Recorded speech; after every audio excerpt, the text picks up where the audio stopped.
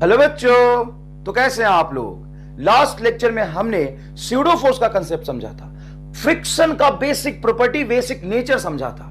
Horizontal surface पे जब एक ब्लॉक रखा हो, वो सिंगल ब्लॉक जब मूव करने की कोशिश करता है तो ग्राउंड का इंटरलॉकिंग उसको कैसे रोक के रखता है, फ्रिक्शन के टाइप को समझा था। और वर्टिकल सरफेस पे फ्रिक्शन कैसे एक्ट करता है किसी बॉडी पे, वो हमने समझा था। बेसिकली हमने फ्रिक्शन का केस सिंगल ब्लॉक पे समझा था, हॉरिजॉन्टल एंड वर्टिकल सरफेस। आज हम लोग स्टार्ट करेंगे friction on an inclined plane. NEET के पॉइंट ऑफ व्यू से ये बहुत इंपॉर्टेंट है। Friction force on an inclined plane, एक ही ऑब्जेक्ट इंक्लाइंड प्लेन पे जब रखा होता है। दूसरा, two block system. Two block system, एक ग्राउंड पे एक ब्लॉक रख दिया और इसके ऊपर दूसरा ब्लॉक रख दिया। जब मैं इस पे फोर्स लगाऊंगा तो इन दोनों पे इंटरलॉकिंग की वजह से जब ये आगे चलेगा तो ये भी साथ में चलेगा। ये केस हम आज समझेंगे, लेकिन उससे पहले लास्ट लेक्चर में एक दो प्रॉब्लम रह गए थे, पहले हम उसे आराम से डिस्कस करेंगे, फिर हम आगे बढ़ेंगे। तो स्टार्ट करते हैं। Coefficient of friction between A and B is mu. कहां पे है ए एंड बी? ये रहा, ये बेटा है ए और ये है बी। ए और बी के बीच में कोएफिशिएंट ऑफ फ्रिक्शन म्यू है और ग्राउंड और ए के बीच में कोई कोएफिशिएंट ऑफ फ्रिक्शन नहीं है। The minimum force F with which A will be pushed. Minimum force में ए पे कितना लगाऊं, किस लिए? सच दैट, अच्छा, B will not slip down, ताकि बी स्लिप ना करे। अगर मैं फोर्स लगाऊं ही ना तो, मैं नहीं लगा रहा फोर्स, अगर मैं फोर्स नहीं लगाऊं तो क्या होगा? जैसे देखो, मेरा फोन ही ले लिया मैंने और ये मान लो ए है, मेरा हाथ ए है और ये बी है। जब मैं यहां रख देता हूं, यहां पे रख दिया मैंने, मान लो ये फोन को दिख रहा है तुम्हें, फोन अच्छे से मैंने रख दिया, ऐसे देखो, ये मेरा हाथ है, ये फोन है, रख दिया, स्लिप कर रहा है, स्लिप कर रहा है, देखो स्लिप कर रहा है। अब मैं अगर हाथ पे कुछ फोर्स लगा के इसको आगे एक्सीलरेट करूं तो स्यूडो फोर्स की वजह से ये चिपक जाएगा। देखो कैसे, देखो ये ऐसे रख रहा हूं तो देखो ये नीचे गिर रहा है, देखो ना ये नीचे गिर रहा है, देख रुकेगा ही नहीं। अरे वर्टिकल सरफेस पे कैसे रुक जाएगा? अपना फोन रख के देख लो।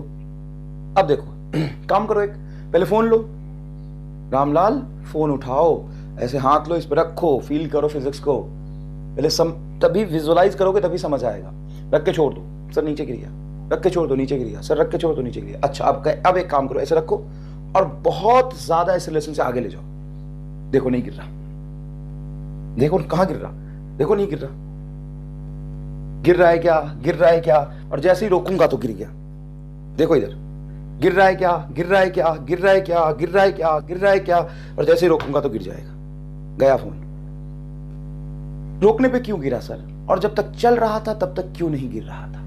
देखो मैं समझाता हूं, रामलाल बन के विजुअलाइज करोगे तो आसानी से विजुअलाइज होगा।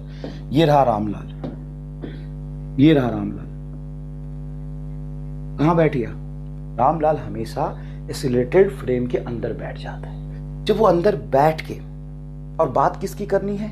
फोर्स तो ए पे लगाया है और बी इसके साथ चिपका है, तो ऐसे मान लो ये पूरा सिस्टम है, ऐसे मान लो ये पूरा सिस्टम है। जब फोर्स लगाओगे तो पूरा सिस्टम आगे की तरफ ए से एक्सीलरेट हो रहा है ना, ये एज्यूम कर लिया आपने, ये आपने एज्यूम कर लिया, क्वेश्चन में दिया हुआ नहीं था। अब बनाओ F B D of, feel करना है यहां पे, F B D of B, जिसका मास एम है, बी ब्लॉक का, with respect to R L. Who is R L? Who is R L? R L is Ramlal who is in accelerated frame. Accelerated है तो non inertial frame हो गया। जैसे ही M का एफ बी डी बनाएगा, बेटा फील करना इस बात को, फील करना इस बात को, क्या mg नीचे लगेगा? यस सर, mg नीचे लगेगा। और सिस्टम का एक्सीलरेशन a मैंने मान लिया आगे, तो स्यूडो फोर्स पीछे। अच्छा सर ठीक है। अब जैसे ही स्यूडो फोर्स पीछे लगेगा तो ब्लॉक पीछे जाना चाहेगा, कौन? Block B. लेकिन वो जा ही नहीं सकता, क्यों? क्योंकि पीछे से तो ए है, ए का सरफेस है, उसको कंप्रेस थोड़ी ना करेगा, तो नॉर्मल लगेगा इन दोनों के कॉन्टैक्ट में। और नॉर्मल का बहुत आसान फंडा बताया मैंने, आगे वाले पे आगे, पीछे वाले पे पीछे। तो एम पे नॉर्मल कहां लगेगा? आगे।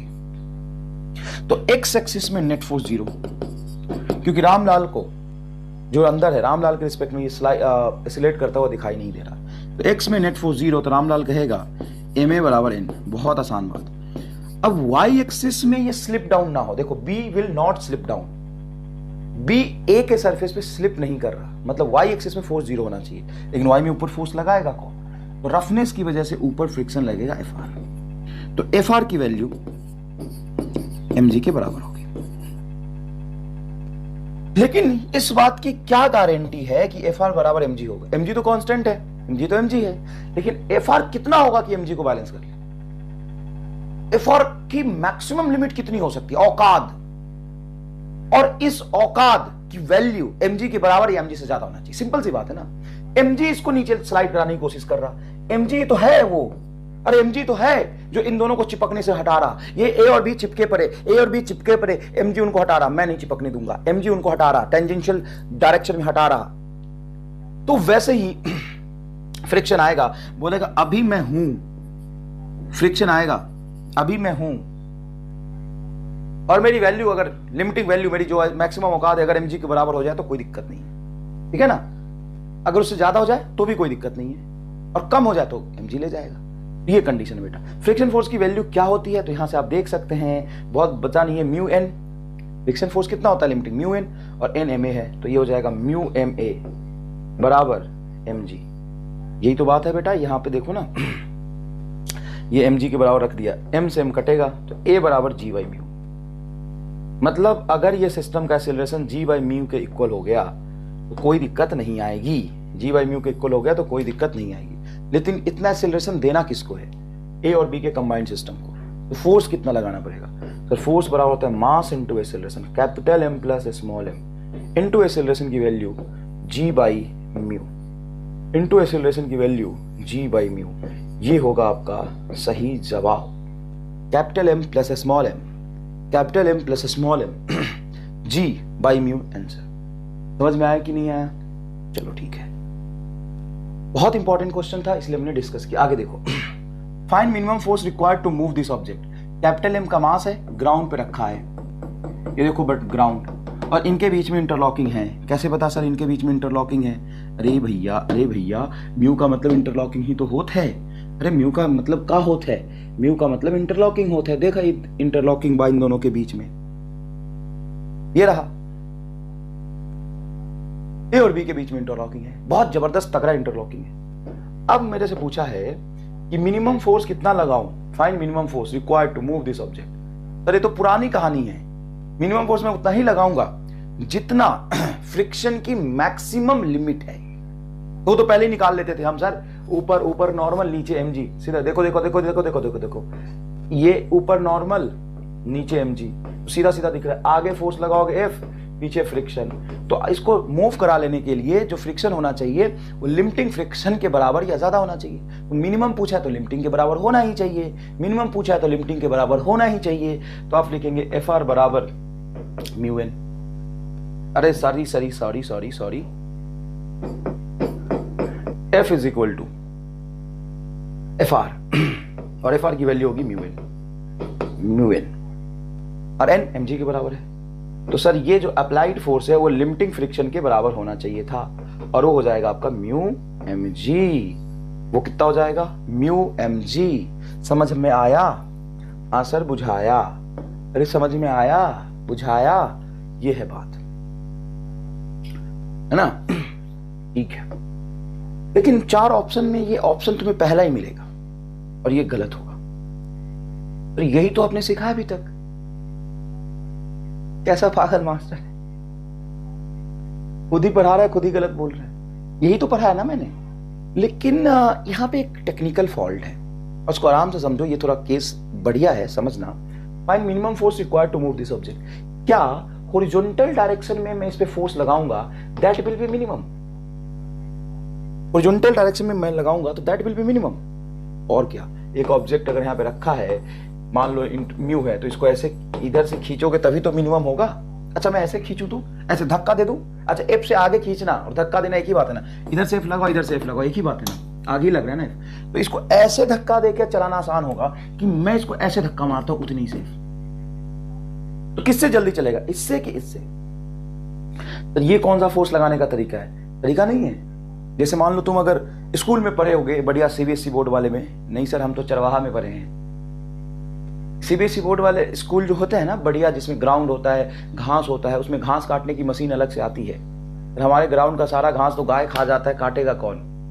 बहुत सही बेटा, देखो इधर देख लेना, घास काटने वाली मशीन अगर तुमने देखा होगा तो घास कैसे काटते हैं अपन। तो आज तुम पता नहीं क्या बनोगे, लेकिन घास काटना तो सीख जाओगे, तुम्हारी नौकरी पक्की है। देखो घास काटने वाला नौकरी में लगवा दूंगा तुम्हारा। देखो क्या होता है कि ये जो बॉक्स है, घास काटने की मशीन है, उसमें बॉक्स में ये ऐसे लगे होते हैं, घास काटने की मशीन में एरो लगा होता है ऐसा। अब ये जाके घास से जितना मजबूती से फंसेगा, घास उतना बढ़िया से कटेगा। तो तुम इसको ऐसे धक्का दे दोगे ना, ऐसे धक्का दे दोगे, मालिक ने बोला कि जा लेके घास काट, तुम लेके गए और इसको ऐसे धक्का लेके ले जा रहे हो, अब घास बढ़िया से नहीं कटेगा। क्यों? क्योंकि नीचे वाला जो एरो है ना, ये घास से इंटरलॉक अच्छे से नहीं होगा। तो अपन ने क्या किया कि इंटरलॉक लगाना है, लो सर लो, इंटरलॉक लगाना है, लो, पूरा दबा दिया। तो पूरा दबा दोगे तो यहीं का घास खत्म हो जाएगा, आगे कौन काटेगा? तो तुम करते हो कि ऐसे धक्का मारते हो। बताओ घास जब काटना होगा तो धक्का कैसे मारोगे? ऐसे। इससे क्या होगा सर? तो इससे फील द फिजिक्स। अब इससे क्या होगा? इससे क्या होगा? एकदम गर्दा गर्दा उड़ा दोगे तुम, एकदम गर्दा गर्दा उड़ा दोगे घास का। देखो क्या करोगे। अब तुमने क्या किया कि इस फोर्स का खूब दबाया, खूब दबाया, खूब दबाया। अब दबाने से क्या होगा कि दबेगा सर, दबेगा तो फंसेगा, अरे दबेगा तो फंसेगा, और जैसे ही फंसा उड़ा देगा गर्दा। तो ये फंसा और ये घास काट दिया। तो यही का घास काटेगा कि आगे का? अरे सर देखो ये जो एफ लगाया, इसके दो कंपोनेंट, आगे वाला इसको आगे ले जाएगा और नीचे वाला इसको दबाएगा, दोनों काम हो गया। देखो सर, ओ हो, वेरी इंटेलिजेंट। तो घास कैसे काटेंगे? तो सर घास ऐसे काटेंगे, देखो। अब इस कंडीशन में एफ का जो नीचे वाला कंपोनेंट है एफ वाई और आगे वाला component F X, F Y की वजह से हुआ क्या, एम जी नीचे, इस ब्लॉक पे ऐसे ही लगा रहे हो, इसी का फोर्स कंपोनेंट नीचे, एफ वाई नीचे, तो नॉर्मल ऊपर। अच्छा ऐसा क्वेश्चन मैं लास्ट क्लास में भी कराया था। इससे क्या हुआ? देखो ऊपर एक फोर्स लगाया था F2, याद है? F1 आगे लगाया था, एक F2 ऊपर लगाया था। F1 इसको चला नहीं पा रहा था, तो जैसे जैसे F2 बढ़ा तो नॉर्मल कम हो गया, तो F2 ऊपर लग रहा। यहां पे क्या हुआ? Fy नीचे लगा, तो नॉर्मल बराबर हो जाएगा mg प्लस Fy। अब इस स्थिति में चलाना मुश्किल है। क्यों? क्योंकि नॉर्मल ज्यादा तो limiting friction force mu N ज्यादा, ठीक है ना? ठीक है। अब मान लो तूने घास काट लिया, घास काट लिया, काम पूरा, एकदम पूरे ग्राउंड का गर्दा गर्दा उड़ा दिया। अब तुम गए, अब कहां रखना है मशीन सर बताओ? अब मशीन लेके जाना है, घास कट गया भाई। अब फिर से तुम रामलाल, फिर से तुम ऐसे दबा के लेके जा रहे हो।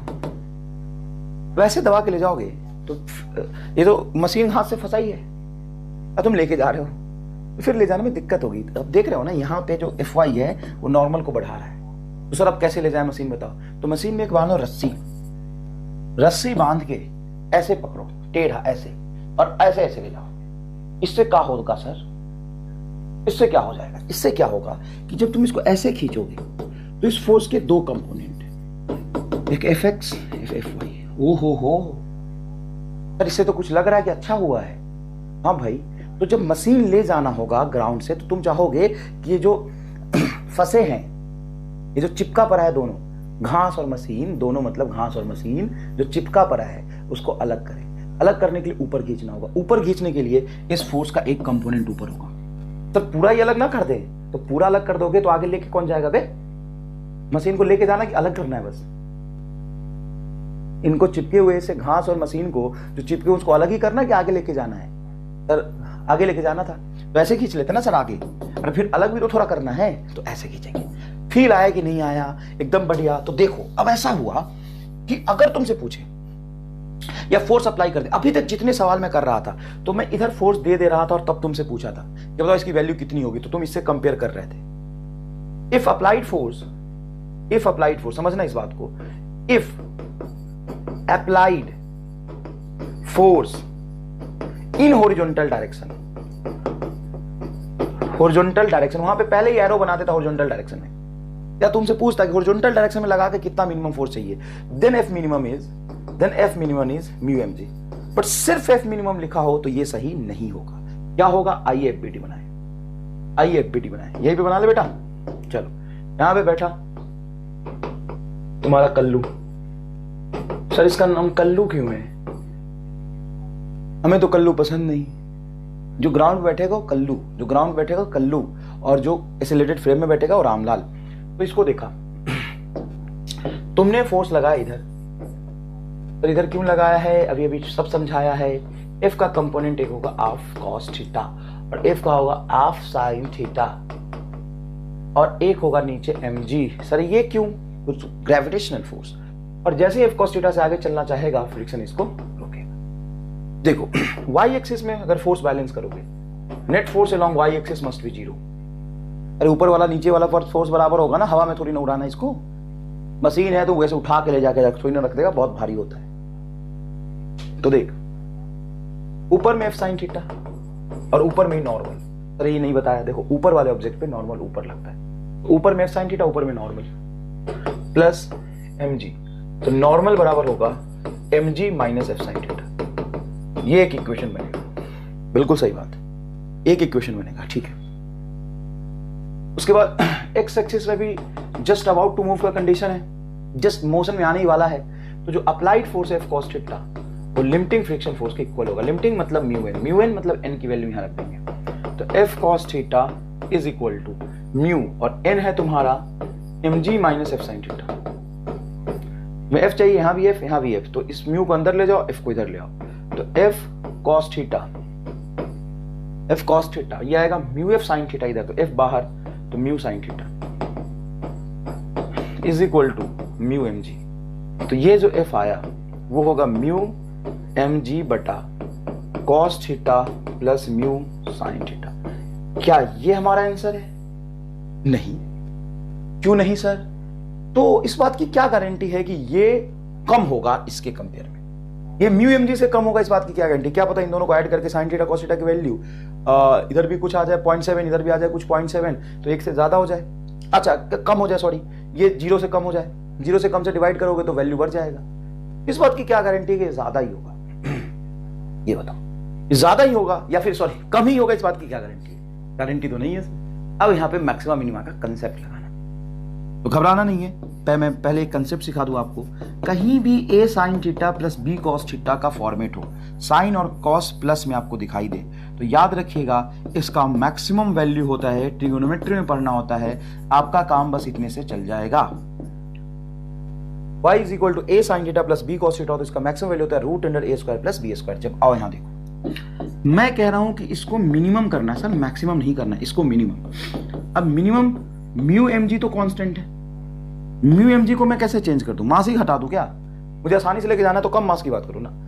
म्यू को भी चेंज नहीं कर सकता, जी तो चेंज कर ही नहीं सकता, तो ये मिनिमम करने के लिए ये तो कांस्टेंट, इस पे कोई फर्क नहीं पड़ेगा। लेकिन थीटा डिफरेंट एंगल पे मैं फोर्स अप्लाई कर सकता हूं, तो थीटा वेरिएबल है, तो मैं इसको मैक्सिमाइज कर देता हूं। सर मिनिमा करना है, मिनिमम फोर्स चाहिए, मैक्सिमाइज कर रहा हूं। अरे मिनिमम फोर्स चाहिए, अरे भाई मिनिमम फोर्स चाहिए तो भाग वाला टर्म, डिवीजन वाला टर्म मैक्सिमा होगा। जितना मैक्सिमम पॉसिबल वैल्यू से डिवाइड कर दूंगा तो ये मिनिमम होगा।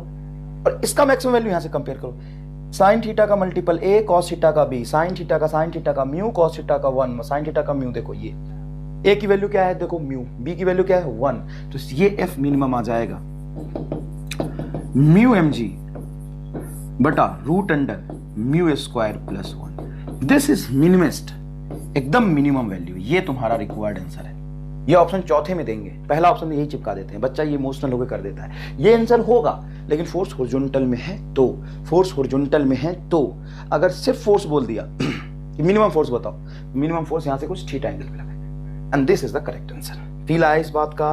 बहुत आराम से समझाया मैंने आपको। Next is friction force on inclined plane. लेकिन उससे पहले एक चीज मैं और डिस्कस करना चाहता हूं, कॉन्टैक्ट फोर्स का मतलब क्या होता है? Sir contact force is a force acts between a contact, okay, means normal is contact, right? Yes sir, normal is contact. Normal is contact force perpendicular to the surface. Normal is a contact force perpendicular to a surface. Surface के perpendicular direction लगता है। अबे contact surface पे जाके दो perpendicular line खींच लेते हैं, तो दो परपेंडिकुलर लाइन नहीं सर, दो पैरेलल, लेकिन कॉन्टैक्ट सरफेस के परपेंडिकुलर ला बना ही देता हूं। ये देख रहा हम, ये एम है। तो नॉर्मल का क्या मतलब है सर? नॉर्मल दो पैरेलल लाइन खींच लेते हैं यहाँ पे, ऐसे ऐसे। ऊपर वाले ब्लॉक पे नॉर्मल ऊपर लगता है ग्राउंड की वजह से, और ब्लॉक की वजह से ग्राउंड पे नॉर्मल नीचे लगेगा। सिंपल बात है। तो ये कैसे डेवलप हुआ? जब ये कॉन्टैक्ट बना, दो लोग जब चिपकेंगे, कॉन्टैक्ट में आएंगे, तभी उनके बीच नॉर्मल लगेगा। ठीक है sir. What about friction? Friction, friction भी तो सर कांटेक्ट भी लग रहा है, ये भी कांटेक्ट फोर्स है क्या? हाँ, friction is contact force, contact force parallel to the surface, parallel to the surface. ओहो, फ्रिक्शन भी कांटेक्ट है। अच्छा, मान लो ये ऑब्जेक्ट आगे चल रहा और फ्रिक्शन आगे स्लिप कर रहा है फोर्स की वजह से, तो फ्रिक्शन कहां लाएगा? पीछे। तो सर अगर मेरे से नॉर्मल पूछेगा तो नॉर्मल निकालूंगा, फ्रिक्शन पूछेगा तो फ्रिक्शन निकालूंगा। लेकिन अगर मेरे से पूछता है कि कांटेक्ट फोर्स बताओ, ये बहुत इंपॉर्टेंट डिस्कशन है, मिसिंग होता है टेक्स्ट बुक में, लेकिन बहुत इंपॉर्टेंट है। What is the contact force? तो कांटेक्ट फोर्स दोनों ही है। असल में एक्चुअल डेफिनेशन है कि normal reaction is a component of contact force which is perpendicular to the surface, and friction is also component of contact force which is parallel to the surface. अगर मैं vector sum में लिखूं तो मैं लिखूंगा friction अगर आई में है ना, मान लो, तो जो नॉर्मल है वो जे में होगा, मतलब मेरे कहने का मतलब परपेंडिकुलर होगा, तो ये हमेशा परपेंडिकुलर है। तो कांटेक्ट फोर्स का जो मैग्नीट्यूड होगा, फील करना इस बात को, ये हमेशा परपेंडिकुलर होंगे। तो एफ आर का होल स्क्वायर प्लस नॉर्मल का होल स्क्वायर। क्या सर ऐसा नहीं हो सकता नॉर्मल और एफ आर में एंगल 45 बन जाए? कभी नहीं, क्यों? Normal parallel to the normal perpendicular to the contact and friction parallel to the contact. Definition में पैरेलल परपेंडिकुलर, तो एंगल तो 90 बनी। अरे बबुआ का एंगल बनी 90 बनी, 90 डिग्री एंगल होगा दोनों। ओके सर 90 डिग्री एंगल होगा, ठीक है। लेकिन ये समझाने का पर्पस क्या था? समझाने का पर्पस यहाँ पे देखो, एक सवाल है, सवाल तो सर आपने दिया नहीं था पहले, कोई बात नहीं, अब ले लो। एक एम मास का ऑब्जेक्ट है, यहां पे मैं फोर्स अप्लाई कर रहा हूं mg के बराबर। ये मर्जी मैं कितना ही फोर्स अप्लाई करूं, और म्यू है रफनेस। अप्लाइड फोर्स कितना है? अप्लाइड भी लिख दूं क्या? आधे बच्चा कंफ्यूज, सर mg इधर, पागल हो गया मास्टर आज, mg तो नीचे लगता है। वे रामलाल mg नीचे लगता है, लेकिन मेरी मर्जी में mg के बराबर लगाऊं फोर्स। ठीक है सर, ठीक है, आपकी मर्जी, करो आगे बढ़ो। फिजिक्स वैसे एक मुश्किल चीज है, धीरे से समझाओ। हाँ सुनो, एम मास है, moving with v, moving with constant velocity.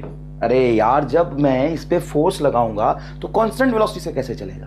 चल सकता है, रफ सरफेस है, हो सकता है फ्रिक्शन की वैल्यू इसके बराबर हो जाए, पीछे लग रहा होगा फ्रिक्शन, ठीक है ना। Constant velocity, then find contact force, then find contact force. अब बताओ कांटेक्ट फोर्स बताओ, मजा आ जाएगा। 1 मिनट वेट। जब मैं आप इसका एफबीडी बनाऊंगा तो ऑब्जेक्ट हवा में नहीं उड़ रहा, तो ऊपर एन नीचे mg, तो ये तो फिक्स्ड बात है। ऑब्जेक्ट पे ऊपर एन नीचे mg तो फिक्स बात है। आगे आपने फोर्स लगा है F और पीछे होगा फ्रिक्शन, तो ये तो पक्की बात है कि अप्लाइड फोर्स आपका mg के बराबर है, ठीक है ना। और फ्रिक्शन भी अप्लाइड फोर्स के बराबर रहेगा, तभी नेट फोर्स x में 0 आएगा। नेट फोर्स x में 0 होना चाहिए, क्यों? क्योंकि ऑब्जेक्ट कांस्टेंट वेलोसिटी चल रहा है। तो यहां से आप कह सकते हो friction is equal to mg। बताओ समझ आया? और नेट फोर्स y में भी 0 होना चाहिए, क्योंकि हवा में बस ऑब्जेक्ट उड़ नहीं रहा, तो नॉर्मल बराबर mg। और आपको चाहिए कांटेक्ट फोर्स, तो आंसर लिखो √2mg। और ये मैं आपको अब आगे नहीं समझाऊंगा, क्योंकि आप इतने समझदार हो गए हैं कि इस चीज को समझ सकते हैं। √2mg। सर आपने बोला कांटेक्ट फोर्स का मतलब होता है, कांटेक्ट फोर्स का मतलब होता है नॉर्मल और फ्रिक्शन का सम। नॉर्मल mg वो तो यूनिवर्सल ट्रूथ है, मतलब हॉरिजॉन्टल सरफेस के लिए, ऐसा नहीं कि यूनिवर्सल ट्रूथ है, हॉरिजॉन्टल सरफेस के लिए। Friction is equal to mg है, तो फ्रिक्शन और नॉर्मल का सम, इन दोनों का सम mg प्लस mg 2mg। तो √2mg कैसे कर दिया? 90 डिग्री पे, 90 डिग्री पे। समझ आई ये बात? कितने डिग्री पे? 90 डिग्री पे, ठीक है। अब यहां पे एक कंसेप्ट आता है angle of friction, angle of friction, angle between normal and contact force when object is just about to slide, just about to move on horizontal surface, on horizontal surface. तो एक बात बताओ, जस्ट अबाउट टू मूव तो कहीं पे भी हो सकता है, तो ऑन हॉरिजॉन्टल सरफेस लिखना जरूरी है। देखो मान लो यहाँ पे एक ऑब्जेक्ट है, नॉर्मल ऊपर लग रहा है n, नीचे mg लग रहा है। अब मेरी बात सुनना, ये अबाउट टू मूव के कंडीशन में कब आएगा? जब मैं इस पे आगे फोर्स लगाऊंगा। तो मान लो आगे मैंने फोर्स लगाया F, लेकिन कोएफिशिएंट ऑफ फ्रिक्शन होने की वजह से पीछे लगेगा Fr। अबाउट टू मूव के कंडीशन में ये लिमिटिंग फ्रिक्शन फोर्स के इक्वल होगा, और लिमिटिंग फ्रिक्शन फोर्स आता है mu into n। Limiting friction force के इक्वल होगा। अबाउट टू मूव का मतलब क्या है? Limiting friction force. ठीक है सर। अब कांटेक्ट फोर्स इन दोनों के बीच में आते हैं, क्यों? क्योंकि इन दोनों का सम है, वेक्टर सम है। तो नॉर्मल और कांटेक्ट के बीच में जो एंगल बनेगा उसी को हम कहते हैं एंगल ऑफ फ्रिक्शन। डेफिनेशन है ये, क्यों कहते हैं नहीं पता मुझे भी, डिफाइन किया हुआ है, इसको एंगल ऑफ फ्रिक्शन कहते हैं। अच्छा, तो यहां से समझिए, इस फ्रिक्शन को अगर मैं शिफ्ट करके ऊपर ले जाऊं, पैरेलल शिफ्ट कर सकते हैं, ये लिमिटिंग फ्रिक्शन, तो ये होगा आपका म्यू। ठीक है सर। अब यहां से आप थीटा निकालेंगे तो आप कह सकते हैं टैन थीटा। इस ट्रायंगल के लिए देखना बेटा अच्छे से, इस ट्रायंगल के लिए ये नॉर्मल, ये फ्रिक्शन, इन दोनों का सम है ये। तो tan theta perpendicular friction mu N, friction बटा बेस नॉर्मल। फ्रिक्शन की वैल्यू लिमिटिंग के केस में mu N by N, N से एन कैंसिल हो जाएगा, mu is equal to tan theta. तो कई बार एंगल ऑफ फ्रिक्शन बता देते हैं आपको, एंगल ऑफ फ्रिक्शन आपको बता देंगे। क्या बता देंगे बेटा? एंगल ऑफ फ्रिक्शन आपको बता देंगे, और आपसे पूछेंगे, एंगल ऑफ फ्रिक्शन आपको बता देंगे और आपसे पूछेंगे कि कोएफिशिएंट ऑफ फ्रिक्शन बताओ। तो अगर आपको एंगल ऑफ फ्रिक्शन बोल गए 45 डिग्री, तो यहाँ पे एंगल ऑफ फ्रिक्शन 45 डिग्री है, तो थीटा को रखो 45, tan 45 क्या होता है 1। तो यहां से ये चीज आसानी से निकल जाएगा। समझ में आई ये बात आपको? ठीक है बेटा, चलो अब आगे बढ़ना है आपको। अब आगे आपको पढ़ना है friction force on incline plane. NEET point of view से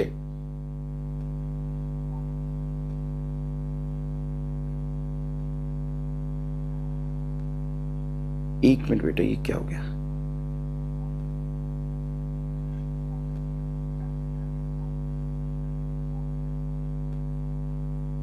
sorry. NEET point of view से ये बहुत इंपॉर्टेंट होता है। क्या इंपॉर्टेंट होता है? Friction force on an incline plane. देखो, एक इंक्लाइन प्लेन है जिसका एंगल ऑफ इंक्लिनेशन अल्फा, उसे ब्लॉक रख दिया। जब हम डिफाइन करते हैं angle of repose, it is the maximum angle of inclination alpha of a rough incline plane. हाँ बिल्कुल, रफ इंक्लाइन प्लेन है with horizontal such that block kept on it remains at rest. Remains at rest तो किसी भी angle पे हो सकता है, लेकिन वो मैक्सिमम एंगल जहां तक वो रेस्ट पे रहेगा उसे हम कहते हैं एंगल ऑफ फ्रिक्शन। अब मैं इस बात को फील करके दिखाऊं तुम्हें। अच्छा, मैं फील करके नहीं दिखाऊं, तुम्हें कराऊंगा। चलो, ये कॉफी मगी मिला, कॉफी मगी मिला, कोई बात नहीं। देखो ये है, इसको अच्छा ढंग से देखना थोड़ा सा। अब ये सरफेस रख दिया, ये हॉरिजॉन्टल सरफेस है या इंक्लाइन प्लेन है? सर ये तो हॉरिजॉन्टल है। क्या ब्लॉक अपने आप स्लाइड कर जाएगा? नहीं, ब्लॉक कैसे चलेगा? तो रेस्ट में रहेगा, पक्की बात है रेस्ट में रहेगा। अब मैं इसको थोड़ा सा ऊपर ले जाता हूं, क्या इंक्लाइन प्लेन है? हाँ, अब ये इंक्लाइन प्लेन है, ऐसा नहीं बोल सकते कि नहीं है इंक्लाइन प्लेन है। कैसे सर?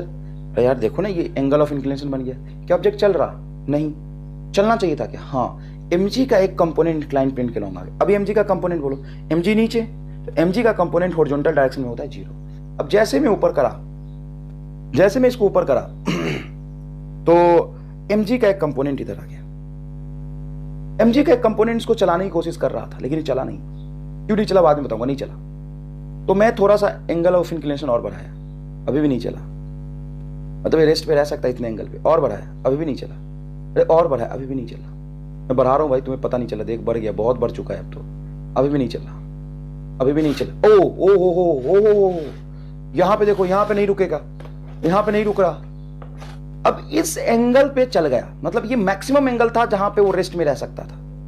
ये मैक्सिमम एंगल था जहां पे वो रेस्ट में रह सकता था।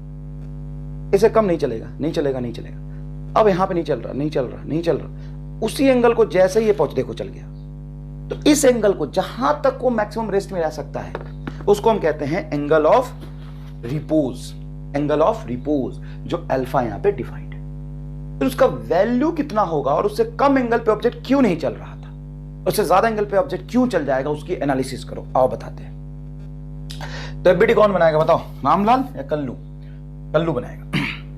कल्लू को तुम यहां बिठा दो, कल्लू को तुम यहां बिठा सकते हो। सर कल्लू अंदर बैठ गया, अब ये रामलाल बन जाएगा, ना मुन्ना ना, क्योंकि इंक्लाइन प्लेन फिक्स्ड है।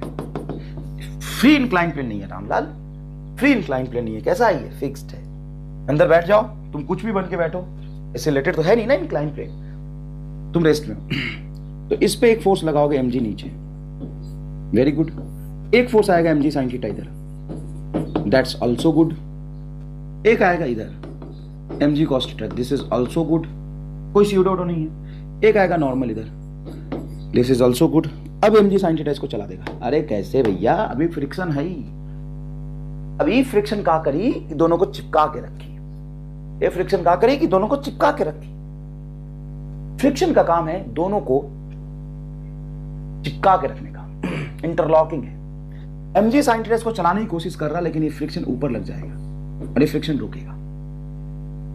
यहां पे एक चीज तो हमें समझ में आया, perpendicular to the inclined plane, inclined plane, inclined plane के परपेंडिकुलर अगर मैं सोचूं तो नॉर्मल ऊपर लग रहा है सीधा, और नीचे mg का एक कंपोनेंट लग रहा है mg cos थीटा। एक और फ्रिक्शन, फ्रिक्शन का कोई component perpendicular to the inclined नहीं आएगा। तो ये हो गया तुम्हारा एक इक्वेशन। अलोंग द इंक्लाइंड अगर मैं सोचूं, अलोंग द इंक्लाइंड, इंक्लाइंड, तो अलोंग द इंक्लाइंड नीचे लग रहा है mg sin थीटा, और फ्रिक्शन पूरी जान लगा के उसको रोक रहा, फ्रिक्शन पूरी जान लगा के उसको रोक रहा। फ्रिक्शन कब तक रोक पाएगा? जब तक उसकी अधिकतम औकात की बात होगी, और उसकी मैक्सिमम जो लिमिट है वो, उसको हम कहते हैं लिमिटिंग फ्रिक्शन। तो mg sin theta limiting friction से ज्यादा था तो नहीं चल पाएगा। सॉरी, mg sin थीटा अगर ज्यादा होगा तो चल जाएगा, mg sin थीटा अगर कम है तो नहीं चल पाएगा। तो देखो, जब तुम हॉरिजॉन्टल रखते थे और जैसे ही तुमने यहां पे, देखो इसको समझना, इसको समझना, तुमने हॉरिजॉन्टल रखा तो mg किधर है? नीचे। mg क्या है बोलो? नीचे।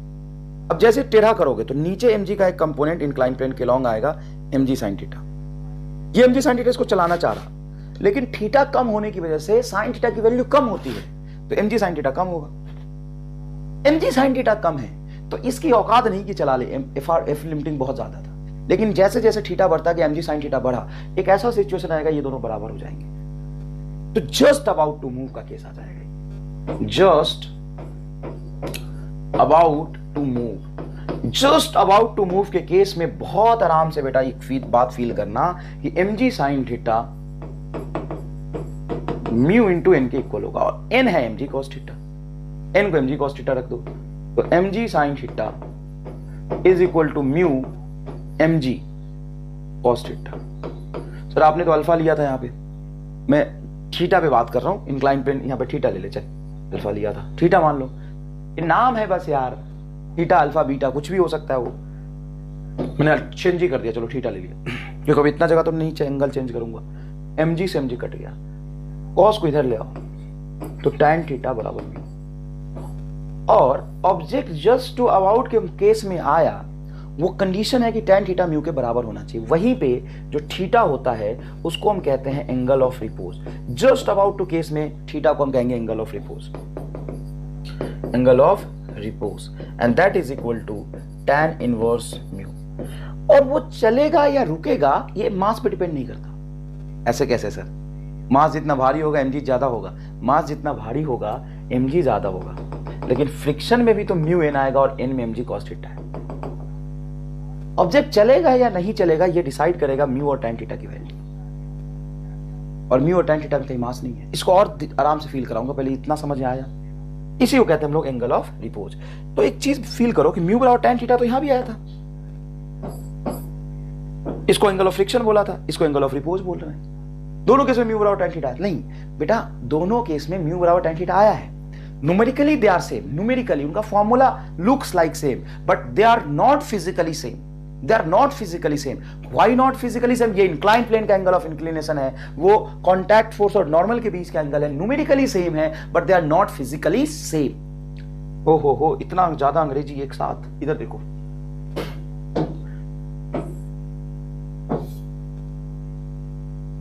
ये मान लो एंगल ऑफ इंक्लिनेशन थीटा है, यहां पे मैंने ऑब्जेक्ट रख दिया है, फिर देख रहे हो कि एंगल ऑफ इंक्लिनेशन ज्यादा है, मैं देखता हूं ऑब्जेक्ट इज मूविंग, बोल देता हूं ऑब्जेक्ट इज मूविंग, ना ऑब्जेक्ट इज रेस्ट का केस पहले डिस्कस करते हैं, कम एंगल रखते हैं, देखो ये थीटा है, देखो ना, फील कर लो, इस डायग्राम भी ऐसा बनाते हैं कि आपको फील हो जाए ये मास है में। अब यहां पे ग्रेविटेशनल फोर्स इस पे नीचे लग रहा होगा mg, और mg का एक कंपोनेंट इधर आएगा, वो होगा आपका mg साइन थीटा, वो हो जाएगा आपका mg साइन थीटा। क्लियर है ये बात? नीचे mg और इंक्लाइन प्लेन के लॉन्ग mg साइन थीटा। ओहो हो सर, ये बात है कि अरे ये तो हमेशा से चला आ रहा है। अच्छा सर, अच्छा नॉर्मल ये रहा, तो फ्रिक्शन ये रहा, और मैं कह रहा हूं object is at rest. Object is at rest, object rest में है, मैंने बता दिया आपको अच्छे से। ऑब्जेक्ट रेस्ट में मुझे पता है, दिख रहा है, अब उसका एनालिसिस करना है, तो सुनो ध्यान से। जो नॉर्मल होगा वो mg cos थीटा के इक्वल होगा। सर कहां है? ये रहा mg cos theta. Normal mg cos theta के बराबर होगा। क्यों? देखना डायग्राम, फ्रिक्शन का कंपोनेंट उधर आएगा ही नहीं, ठीक है। और जो लिमिटिंग फ्रिक्शन होगा, I am talking about limiting, वो म्यू एन के बराबर होगा, और एन mg cos थीटा है तो म्यू mg cos थीटा के इक्वल होगा। ये तुम्हारा लिमिटिंग फ्रिक्शन फोर्स है। मैक्सिमम औकात है फ्रिक्शन की, लेकिन फ्रिक्शन अपनी मैक्सिमम औकात के बराबर फोर्स लगाएगा ये जरूरी तो नहीं होता। ये रोक के रखना चाहता है इतने से, लेकिन वो अपनी शक्ति छुपा के रखता है। यहां पे ऑब्जेक्ट है, इंटरलॉकिंग है, लिमिटिंग फ्रिक्शन है 100 न्यूटन, इसका मतलब 100 लग नहीं रहा है, इतना मैक्सिमम लगा सकता है, तो मैक्सिमम इतना लगा सकता है, लेकिन इतना लगा रहा होगा ये जरूरी नहीं है। क्यों नहीं है सर? यहाँ पे अलोंग द इंक्लाइन प्लेन अगर आप देखोगे तो नीचे mg साइन थीटा है, mg साइन थीटा है, और ऊपर लग रहा फ्रिक्शन। ये कौन सा फ्रिक्शन लग रहा है? स्टैटिक। ये आपको कैसे पता? क्योंकि ऑब्जेक्ट रेस्ट में। ऑब्जेक्ट जब रेस्ट में है तो फ्रिक्शन स्टैटिक लगता है, और स्टैटिक फ्रिक्शन को किसी चीज से मतलब नहीं है, उसको मतलब है कि ये कितने से चलाने की कोशिश कर रहा है। वैसे भी ये ऑब्जेक्ट रेस्ट पे है तो फोर्स बैलेंस होगा, तो नीचे mg साइन थीटा तो ऊपर कितना फ्रिक्शन फोर्स की वैल्यू भी mg साइन थीटा, तो फ्रिक्शन फोर्स इतना होगा। अच्छा सर, फ्रिक्शन इतना मतलब इसको अगर मैं इक्वेशन 3 मान लूं और इक्वेशन 1 मान लूं, और मैं तुमसे कॉन्टैक्ट फोर्स पूछूं, कॉन्टैक्ट फोर्स, तो कॉन्टैक्ट फोर्स की वैल्यू क्या बताओ? Sir contact force is a vector sum of mg और sorry normal and friction. Normal and friction देखो perpendicular, normal mg cos theta और फ्रिक्शन mg sin थीटा, तो mg का whole square बाहर आ जाएगा। देखो ना, mg cos थीटा का whole square mg sin theta का होल स्क्वायर, तो mg का होल स्क्वायर बाहर, अंदर बनेगा sin square theta plus cos square theta, sin square theta plus cos square theta 1, तो कॉन्टैक्ट फोर्स आ गया mg। ये बहुत जबरदस्त बात है, और इसको फील करो इस बात को कि अगर ऐसा सरफेस है, यहां पे एक ब्लॉक रख दिया मास का, यहां पे कॉन्टैक्ट फोर्स बोलो कितना होगा? नहीं बताओ ना कितना होगा कॉन्टैक्ट फोर्स। तो कॉन्टैक्ट फोर्स यहां पे जब ऐसे रखा है, कुछ नहीं लग रहा, तो ऊपर नॉर्मल नीचे mg। सर फ्रिक्शन क्यों लगेगा?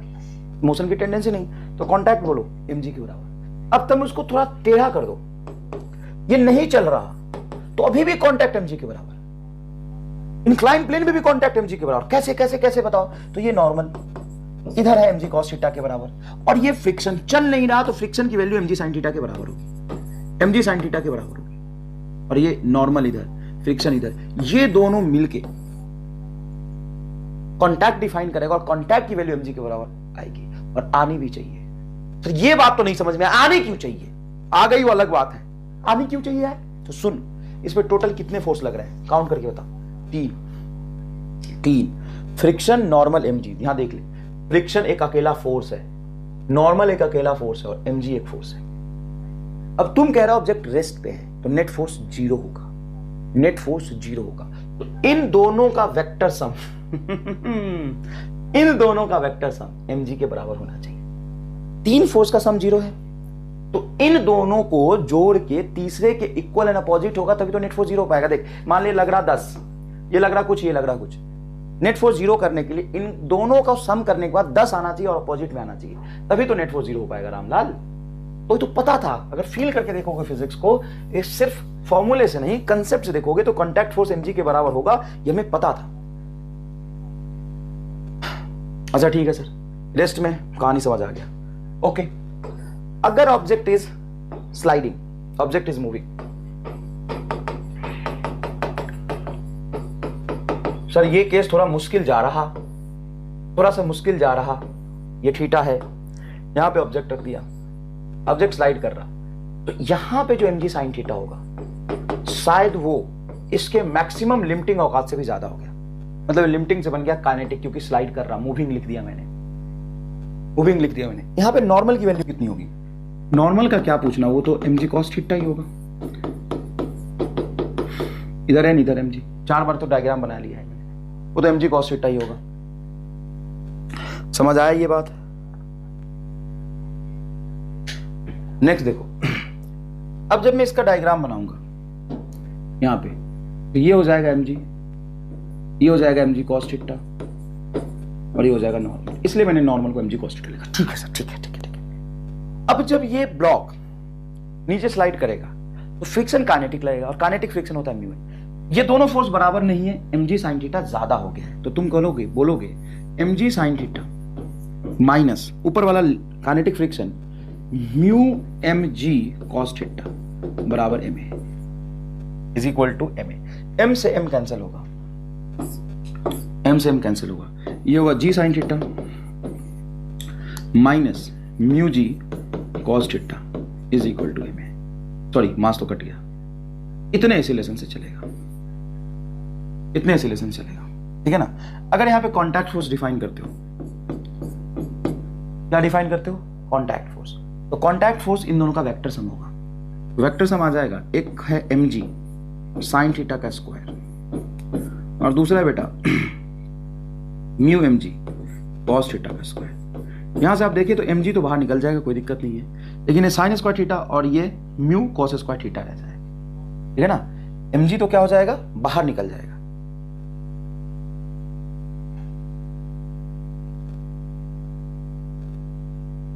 mg क्या हो जाएगा, बाहर निकल जाएगा, क्योंकि mg का स्क्वायर स्क्वायर रूट से कटेगा, बाहर निकल जाएगा, अंदर बचेगा तुम्हारा sin square theta plus mu square, ये आएगा mu square cos square theta, ठीक है बेटा।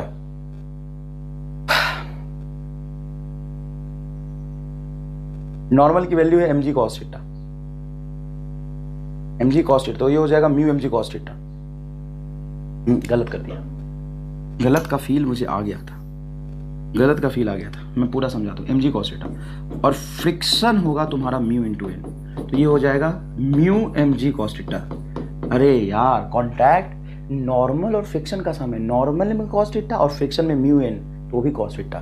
तो अब जो कॉन्टैक्ट निकालोगे ध्यान से देखो, root under friction and normal का होल स्क्वायर करोगे, कर भी देता हूँ, फ्रिक्शन का होल स्क्वायर प्लस नॉर्मल का होल स्क्वायर, तो जो आंसर आएगा, अब डायरेक्ट लिखता हूँ, तुम पुट करके लिख लेना, ये आएगा तुम्हारा mg देखो, ये mg cos थीटा और ये आएगा तुम्हारा mg mu mg cos theta, तो mg cos थीटा बाहर निकल जाएगा, क्योंकि दोनों में mg cos थीटा कॉमन है, root under 1 plus mu square, ये आएगा कॉन्टैक्ट फोर्स, ये आएगा कॉन्टैक्ट फोर्स। तो कॉन्टैक्ट फोर्स भी बताया, नॉर्मल भी बताया, फ्रिक्शन भी बताया, एक्सीलरेशन भी बताया।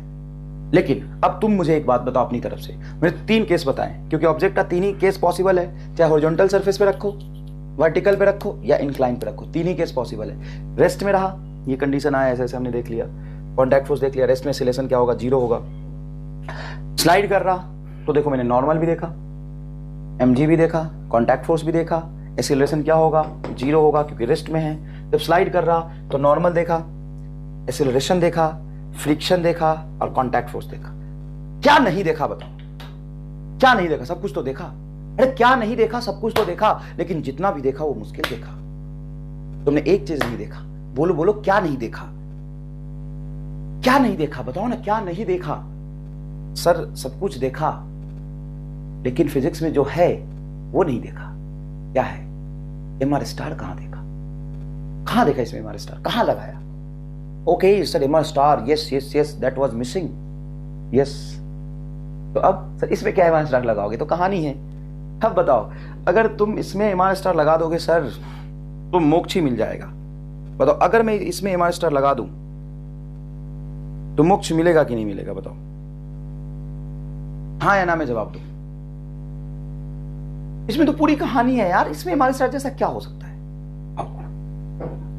आओ, तुम्हें अगर सवाल आसानी से करना है, पूरा एकदम बेसिक कंसेप्ट मैंने 15-20 मिनट में लेके अच्छे से डिलीवर किया है। यू कैन नॉट से कि सर बेसिक नहीं पता है, मतलब भैया क्रैश कोर्स में तुम्हें बेसिक भी सीखना है ना, एकदम फील भी लेना है, फील भी लेना है, बेसिक भी सीखना है, बेसिक डेरिवेशन भी सीखना है, फिर बहुत सारे सवाल भी करना है, फिर एमआर स्टार भी करना है।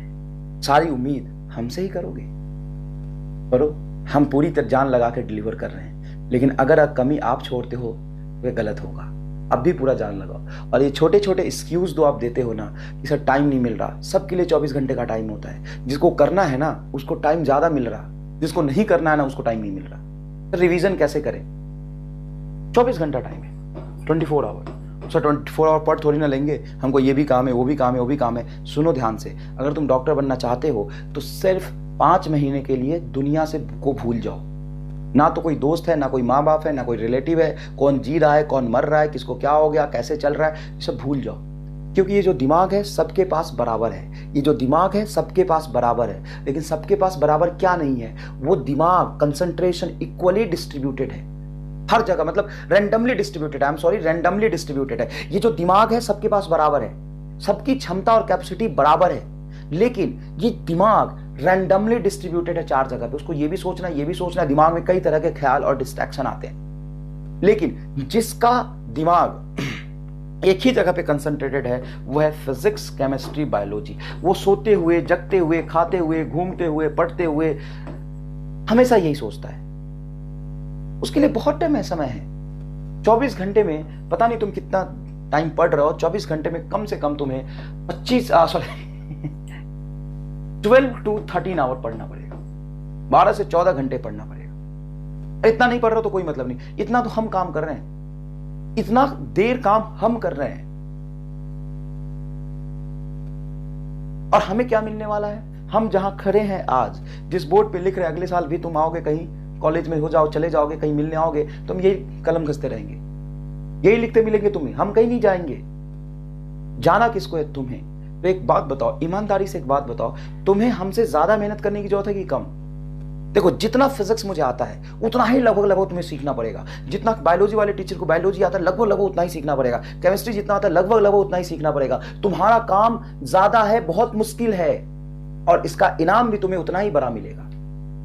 हमारा काम बहुत आसान है, हम फिजिक्स पढ़ाते आ रहे हैं बहुत सदियों से, और हमें फिजिक्स रटा हुआ है, हम वो डिलीवर कर देते हैं। हमारा काम मुश्किल नहीं है, आपका काम ज्यादा मुश्किल है। दुनिया का सबसे मुश्किल काम है पढ़ाई करना, और पढ़ाई करोगे ईमानदारी से, इस मुश्किल काम को कर लोगे तो इनाम भी इसका बहुत बड़ा मिलेगा। डॉक्टर बनोगे साहब, मैं भी कभी तुम्हारे सामने आऊंगा तो ऐसे ही खड़ा होऊंगा, सर झुका के, हाथ पीछे रख के, साहब बोलूंगा, डॉक्टर साहब। तो वहां पहुंचना है तुम्हें, और वहां पहुंचने के लिए ये बहुत आसान काम नहीं। ये कहीं से पूछते चलोगे सर पढ़ना कैसे है, स्ट्रेटजी क्या होना चाहिए। सुन, ये जो स्ट्रैटेजी वगैरह जो होता है ना, ये सबसे फालतू और टाइम वेस्टिंग चीज है। स्ट्रैटेजी कुछ नहीं होता, दिमाग में एक ही चीज होता है, तुम्हारा प्रायोरिटी और तुम्हारा फोकस। तुम्हारा प्रायोरिटी और तुम्हारा फोकस अगर फिक्स है, किसी स्ट्रैटेजी की जरूरत नहीं है। जरूरत है तुम्हारा फोकस और प्रायोरिटी की। तुम्हें वो सेट कर लिया हुआ है, तुम्हें करना है, तुम वही करते रहोगे। जिस तरीके से भी करोगे अच्छा करोगे। अगर तुम सेटिंग पावर तुम्हारा बहुत हाई है, अगर सेटिंग पावर 12-14 घंटे का है, तो तुम कुछ भी करोगे अच्छा ही करोगे। अगर किसी रैंडम देखो, स्ट्रैटेजी की जरूरत किसको पड़ती है? किसको पड़ती है स्ट्रैटेजी की जरूरत? जो पहले 12-13 घंटे बैठ के सिटिंग पावर बना ले। अब साहब तुमसे 1 घंटे बैठा नहीं जा रहा, कहीं तुम टिकते हो नहीं 1 घंटे, और तुम्हें स्ट्रैटेजी चाहिए। स्ट्रैटेजी लेके भी क्या कर लोगे भाई? पहले बैठने की शक्ति बढ़ाओ, तब ये स्ट्रैटेजी काम आएगा। और इतना याद रखना, लास्ट बात मैं बोलूंगा, समय बहुत कम होता है, एक ही बात बोलूंगा। 1 साल बाद जो याद रह जाएगा वो याद रहेगा तुम्हारा सक्सेस। 1 साल बाद कभी भी तुम ये नहीं सोचोगे यार बहुत कष्ट हुआ था उस समय। तुम्हें सिर्फ और सिर्फ प्लेजर, सक्सेस याद रहेगा, और जो पेन तुमने आज उठाया है ये तुम्हें कल मजा देगा। इसको एंजॉय करोगे याद करके। आज तुम जो संघर्ष कर रहे हो ना, जो कष्ट उठा रहे हो, कल तुम्हें वो मजा देगा, ये गारंटी मैं देता हूं। ना दे तो बता देना। और इतना याद रखना, कॉलेज में जाके कोई नहीं पढ़ता, कॉलेज में जाके मस्ती होता है, पढ़ना यही होता है। और जीवन भर तुम्हें पूरे लाइफ में जो सबसे ज्यादा याद रहेगा ना, वो कॉम्पिटेटिव एग्जाम की तैयारी याद रहेगा। कॉम्पिटेटिव एग्जाम की हम जो प्रिपरेशन करते हैं, जो हमारा टेम्परामेंट होता है, जो डेडिकेशन होता है, जो फोकस होता है, जो संघर्ष होता है, वो हमेशा याद रहेगा तुम्हें। जीवन में बहुत कुछ करोगे, बहुत मजे करोगे, बहुत समय मिलेगा, लेकिन ये वाला जो चीज है ना, ये एक अलग ही प्लेजर देता रहेगा जब तक जियोगे। बूढ़े भी हो जाओगे ना, तो बेटा सुनो, जब तुम बूढ़े हो जाओगे ना, तो भी किसी से तुम यही बताते रहोगे कि मैं इस कॉलेज से पढ़ा हूं। स्कूल कोई नहीं बताता, इस कॉलेज से पढ़ा हूं। देख लेना, कभी तुम्हारे फ्रेंड्स होंगे, सॉरी तुम्हारे सीनियर्स होंगे, भैया होंगे, पापा के अंकल होंगे, कोई भी होगा, वो कभी बात करेंगे ना तो ये बताएंगे मैं इस कॉलेज से पढ़ा हूं। Important is college. और तुम किस कॉलेज से पढ़ोगे वो इंपॉर्टेंट है, अभी तुम क्या कर रहे हो। कॉलेज में जाकर थोड़ी ना पढ़ना है, पढ़ना तो अभी है। उस कॉलेज में मैं था, समझ में आया कि नहीं आया। तो चलो अब अपन बात करते हैं एमआर स्टार। बहुत इंपॉर्टेंट है एमआर स्टार।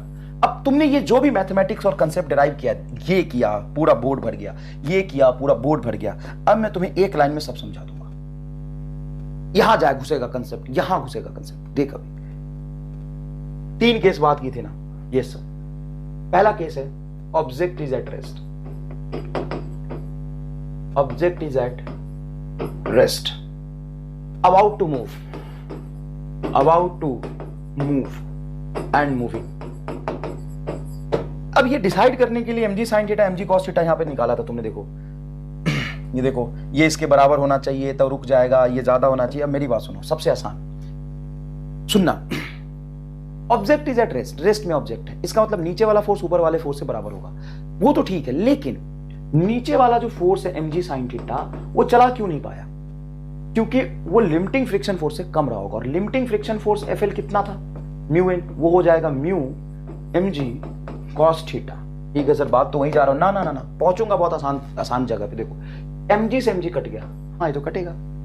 cos को उधर ले जाओ तो ये आ गया tan theta is less than mu. अब ये एक बहुत आसान सा एमआर स्टार है। तो ये क्या बताएगा? अब ये बताओ, सुनो, ये कौन है? tan theta. Sir angle of inclination theta, उसका tan थीटा। ये जितना ज्यादा होगा ऑब्जेक्ट चलने की कोशिश करेगा, थीटा जितना ज्यादा होगा ऑब्जेक्ट स्लाइड करेगा। मतलब ये चलाने वाला है ना, मोशन की टेंडेंसी पैदा करने वाला, और ये रोकने वाला। ये चलाने वाला, ये रोकने वाला।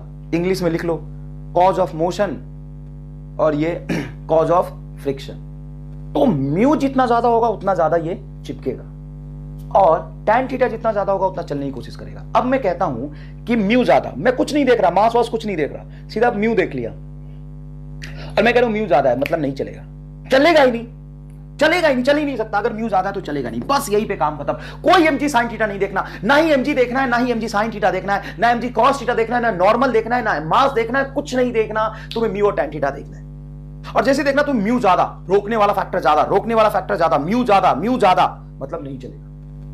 और नहीं चलेगा तो इस रिलेशन होगा 0। ओहो। और फ्रिक्शन स्टैटिक के बराबर होगा। स्टैटिक मतलब नीचे cause of motion mg sin theta के बराबर होगा, और कांटेक्ट mg के बराबर होगा। बात खत्म। अब सुनो, अबाउट टू मूव कब? जब चलाने वाला रोकने वाला बराबर हो जाए, मतलब म्यू बराबर tan थीटा।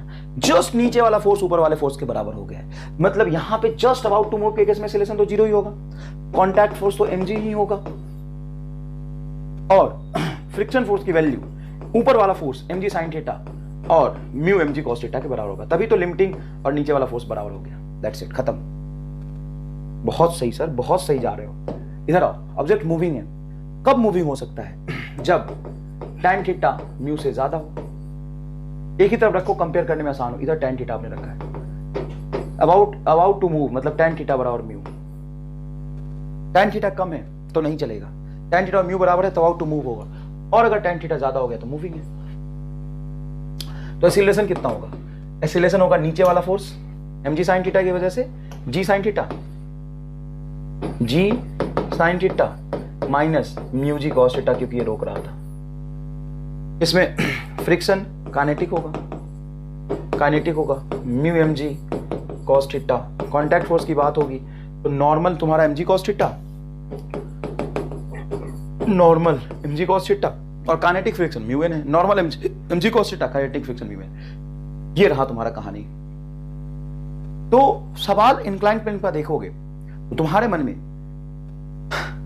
ना तो mg sin थीटा देखना। मुझे आश्चर्य होता है किस बात से दुनिया mg sin थीटा और mg cos थीटा को कंपेयर कर रही। बच्चे नीचे mg sin थीटा निकाल लेते हैं। देखो बच्चे कैसे करते हैं, जैसे मैंने ये पढ़ा है। बच्चे क्या करते हैं कि सर ये चलेगा या नहीं चलेगा देखना। आप में से कितने लोग यही करते थे मुझे बताना। कोई बात नहीं बेटा, शर्म की बात नहीं है, मैं भी रोज सीखता हूं, मैं आपसे भी सीखता हूं, और मैं कोई गलती करता हूं तो मुझे अच्छा नहीं लगता और मैं उसको सुधारने की कोशिश करता हूं। कोई बड़ी बात नहीं है। देखो, गलती करना इंसान होने की पहला पहचान है, और मैं तो आपको बोल रहा हूं ना कि गलती करो। जितने पॉसिबल मिस्टेक है ना, घर पे बैठ के कर लो, ताकि एग्जाम तक जाते जाते जितनी गलतियां हो सकती सब खत्म हो जाए। गलती करना कोई बड़ी बात नहीं। यहां देखो, इसको नीचे mg sin थीटा चला रहा, तो बच्चे क्या करते हैं, mg sin थीटा अलग निकालते हैं और फिर लिमिटिंग फ्रिक्शन फोर्स अलग निकालते हैं, फिर उसको कंपेयर करते हैं। अरे रामलाल, कहां थे? मोक्ष अब मिलेगा तुम्हें, और बताओ आज मोक्ष मिले? आज की क्लास में मोक्ष मिला या नहीं, जरूर बताना। क्या तुम्हें आज फिर से यहां पे मोक्ष मिला? मोक्ष मतलब समझते हो ना क्या होता है? फिजिक्स समझ आना। क्या तुम्हें इंक्लाइन प्लेन में फ्रिक्शन समझ आया? तो जरूर बताना कि मोक्ष मिल गया। देखो, मुझे कुछ नहीं देखना है, mg sin theta mg cos theta नहीं देखना, मुझे tan थीटा और म्यू देखना है। tan थीटा और म्यू बराबर मतलब ऑब्जेक्ट चलने ही वाला है। tan थीटा कम, म्यू ज्यादा तो नहीं चलेगा, रेस्ट में रहेगा, तो स्टैटिक फ्रिक्शन लगेगा, एक्सीलरेशन 0 होगा। और अगर म्यू कम हो गया, tan थीटा ज्यादा हो गया तो चल जाएगा। मुझे mg sin थीटा देखना ही नहीं। अब सवाल करके दिखाता हूं। A cubical block rest on a plane of mu is equal to √3, जहां पे कोफिशिएंट ऑफ फ्रिक्शन कितना है, √3। The angle through which the plane be inclined to that horizontal so that block just slide down. Just means mu is equal to tan theta. देखो, angle of repose कुछ नहीं याद करना तुम्हें, mu is equal to tan theta, that's it. अब तुम just about to slide के case में नीचे mg sin थीटा, ऊपर फ्रिक्शन को बैलेंस करोगे, रामलाल जीवन निकल जाएगा। नीट 21 में बैठोगे, 26 में पेपर खत्म होगा। नीट 21 में बैठोगे, 24 में जाके 26 में जाके पेपर खत्म होगा तुम्हारा। सिंपल, अबाउट टू मतलब म्यू बराबर tan थीटा, म्यू √3 रख दे, √3 बराबर tan theta. If tan theta is equal to √3, hence theta is equal to 60 degree. 60 degree. एक इंपॉर्टेंट बात और मैं आपसे शेयर करना चाहता हूं। कई बच्चे कहते हैं कि सर आप तो MR स्टार ही पढ़ाओ बस। गलत बात नहीं। MR स्टार कोई एक अलग चीज नहीं है, ये बेसिक फिजिक्स है। पहली बात मैं आपके अंदर क्लियर कर दूं। कई बच्चे कहते हैं सर हम तो इसी के भरोसे हैं। ना, आई एम रिक्वेस्टिंग, मैं बहुत जान लगा के पढ़ा रहा हूं, बहुत जान लगा के कोशिश कर रहा हूं पढ़ाने की। अगर आप में कुछ कमी लगता है तो मैं और बढ़ा दूंगा, आपको कुछ मेरे डिलीवरी में कमी लगता है तो मैं और कोशिश कर लूंगा। कोई भी बात नहीं, कोई भी इंसान परफेक्ट नहीं होता, मेरे में भी कुछ कमियां हैं, मैं सुधार लूंगा। लेकिन आप भी अपनी कमियों को सुधारिए और सुनिए, बेसिक फिजिक्स पहले समझिए। mg sin थीटा और mu mg cos theta, friction क्या होता है, ये सब समझना पड़ेगा आपको, और फिर आपको फील करना पड़ेगा ये MR स्टार क्या है। MR स्टार को फील करना और उसको अप्लाई करना है ना, ये तभी आप बहुत कंफर्टेबली कर पाएंगे और बहुत अच्छे से सीख पाएंगे जब आपको बेसिक फिजिक्स बहुत अच्छा आ जाएगा, और एग्जाम में तभी आप इसको यूज कर पाएंगे। तो सर हम बेसिक फिजिक्स ही कर लेंगे ना? अरे मेरी लाल सुन, मेरी बात सुन, बेसिक फिजिक्स समझो, वो एक कंसेप्ट है, हमें वो पढ़ना पड़ेगा, समझना पड़ेगा, और फिर उसको आसान भाषा में इंटरप्रेट करके ये बना है। तो तुम क्या समझते हो, आसान भाषा में इंटरप्रिटेशन सीख जाओगे बिना फिजिक्स का? संभव ही नहीं है। और मैं ये क्यों ऐसा बना पाया, फिजिक्स को आसान भाषा में इंटरप्रेट करके म्यू क्यों समझा पा रहा हूं? तो मैंने सिर्फ ये मास्टर जानता हो गया? नहीं, मैं पूरा बेसिक फिजिक्स पहले जाना, उसको सीखा, खुद सॉल्व किया। तुम्हें मैं बता दूं, मैं सच बता रहा हूं, झूठ नहीं बोल रहा, मैं बचपन से लेके है ना 9th 8th तक कभी स्कूल नहीं गया। मैं 8th क्लास में स्कूल गया हूं, डायरेक्ट बोर्ड था, होता था इसीलिए। उसके बाद 12th किया, उसके बाद आगे की कहानी अलग है, उसके बाद तो PhD भी किया है। लेकिन मैं बस ये समझाना चाह रहा हूं कि जब मैं स्कूल गया ही नहीं तो बेसिक एजुकेशन मेरा बहुत कमजोर था। तो जब मैं पढ़ाना शुरू किया तो जितने भी फिजिक्स के कंसेप्ट थे पहले खुद बैठ के पढ़ा, और सारे मॉड्यूल, सारी किताब सॉल्व करें। देखो ऑफलाइन कोचिंग में मैं डाउट बताता हूं तो एक बार 5-6 सवाल बच्चे पूछ रहे होते, सबको बता देता हूं। बच्चा कहते सर आपको कैसे कर लिया आपने इतनी जल्दी? मैंने नहीं किया बेटा, मुझे फिजिक्स नहीं आता, मैंने ना उस सवाल को पहले किया हुआ था, मुझे याद है, मैंने तुरंत बता दिया। तो देखो, तो मेरे कहने का मतलब ये है कि पहले आपको करना पड़ेगा, चीजें सीखनी पड़ेगी, संघर्ष करना पड़ेगा। बिना संघर्ष का तुम सोच रहे MR स्टार सीख जाएंगे और नंबर आ जाएंगे, तो ये नहीं हो पाएगा। मैं हाथ जोड़ के आपसे प्रार्थना कर रहा हूं, आप गलत सोच रहे हैं। अगर आप ऐसा सोच रहे हैं तो आप गलत सोच रहे हैं। सिर्फ इसके सहारे आप नहीं रह सकते, आप ये नहीं कह सकते कि यही है बस और दुनिया में कुछ नहीं है। नहीं बेटा, मोक्ष पाने के लिए संघर्ष करना होता है। MR स्टार तुम्हें मोक्ष दिलाएगा, MR स्टार तुम्हें मोक्ष दिलाएगा, लेकिन उससे पहले तुम्हें बेसिक से चलना पड़ेगा, बेसिक फिजिक्स समझना पड़ेगा, संघर्ष करना पड़ेगा, कलम चलाना पड़ेगा, और तब जाके जो MR स्टार चमकेगा ना, उसका चमक से दुनिया को अंधा कर दोगे तुम। वो जो चमक आएगा ना तुम्हारे अंदर, पागल कर दोगे दुनिया को। लेकिन उससे पहले तुम्हें संघर्ष करना पड़ेगा। तो रिक्वेस्ट कर रहा हूं मैं आपसे, गलत मत लीजिए, चीजों को गलत तरीके से इंटरप्रेट मत कीजिए, मैं कभी भी इसको प्रमोट नहीं करता। एक मिनट रुको, ये सवाल गलत जगह घुस गया, कोई बात नहीं, कोई बात नहीं, इसको अपन ले लेते हैं नीचे, इसको अपन ले लेते हैं। अरे भाई सवाल ही सवाल है, अरे सवाल ही सवाल है आज तो, अरे भाई नीचे सवाल ही सवाल है, लेकिन समझ आएगा, चिंता करने की जरूरत नहीं। चलो यहाँ थे हम लोग, सुनो। A block of mass 1 kg projected from the lower point up along the inclination of plane. If g is 10 meter per second square, then retardation experienced by the block is. Retardation experienced by the block is. अब सुनना, यहाँ पे क्या करा, सारा concept ही change कर दिया। Block ऊपर फेंक दिया, ब्लॉक ऊपर फेंको या नीचे फेंको, इंक्लाइन प्लेन के लॉन्ग mg sin थीटा एक फोर्स होगा जो mg का कंपोनेंट है। mg sin थीटा कभी ऊपर नहीं लग सकता क्या? अबे ग्रेविटेशनल फोर्स ऊपर कैसे लगेगा? हाँ ठीक है। फ्रिक्शन कहाँ लगेगा? तो अभी तक तुमने जितने भी केस देखे फ्रिक्शन ऊपर लग रहा था। क्यों ऊपर लग रहा था? क्योंकि मोशन की टेंडेंसी नीचे थी। फ्रिक्शन किसी का सगा नहीं है। ऐसा नहीं कि फ्रिक्शन कहता है कि मैं ऊपर ही लगूंगा ना, फ्रिक्शन कहता है कि मैं मोशन को रोकता हूं। अब जैसे ही तुमने बॉल को ऊपर फेंका तो वेलोसिटी ऊपर, ऑब्जेक्ट ऊपर जा रही, बोलोगे ना ना ना रुको रुको, मैं ऊपर नहीं, फ्रिक्शन तुरंत नीचे आ जाएगा। अरे कैसे कैसे मैं ऊपर कैसे लग सकता हूं? मुझे तो रोक के रखना है, फ्रिक्शन नीचे लग जाएगा और ये फ्रिक्शन होगा लिमिटिंग। सॉरी, ऑब्जेक्ट मूव कर रहा है, काइनेटिक। तो दोनों friction force along the incline plane लग रहा है और इंक्लाइन प्लेन के अलोंग कोई फोर्स नहीं होगा। तो तुम लिखोगे mg sin theta plus mu mg cos theta, n की value mu mg cos theta is equal to mass into acceleration. Mass से मास कटेगा, तो यहाँ पे जो एक्सीलरेशन की वैल्यू है ये असल में वेलोसिटी के अपोजिट, इसलिए रिटार्डेशन बोल देंगे, और ये g sin theta plus mu g cos theta. कोई खास बात नहीं, ये ऐड हो गया, बस क्या हो गया बेटा? ऐड हो गया। पहले देखो क्या था, ये g sin theta minus mu g cos theta subtraction में था, क्योंकि g sin थीटा नीचे ले जा रहा, म्यू g cos थीटा रोक रहा, ये नीचे ही आएगा दोनों। क्यों आया? रीजन क्लियर है, ऑब्जेक्ट का स्लाइडिंग ऊपर तो फ्रिक्शन नीचे। फ्रिक्शन हमेशा रिलेटिव मोशन और टेंडेंसी ऑफ रिलेटिव मोशन को अपोज करता है। क्लियर है? तो यहां पे आपको g पता, थीटा की वैल्यू पता है यार, 1/√2, बहुत आसानी से आप निकाल लेंगे, वैल्यू पुट करना बस।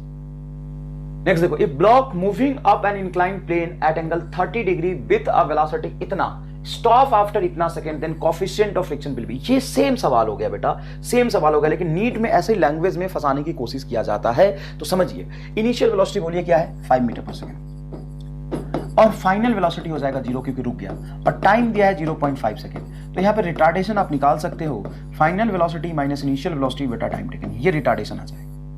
और कहां चल रहा है? 30 डिग्री के इंक्लाइन प्लेन पे चल रहा है, जिसका कोएफिशिएंट ऑफ फ्रिक्शन म्यू होगा।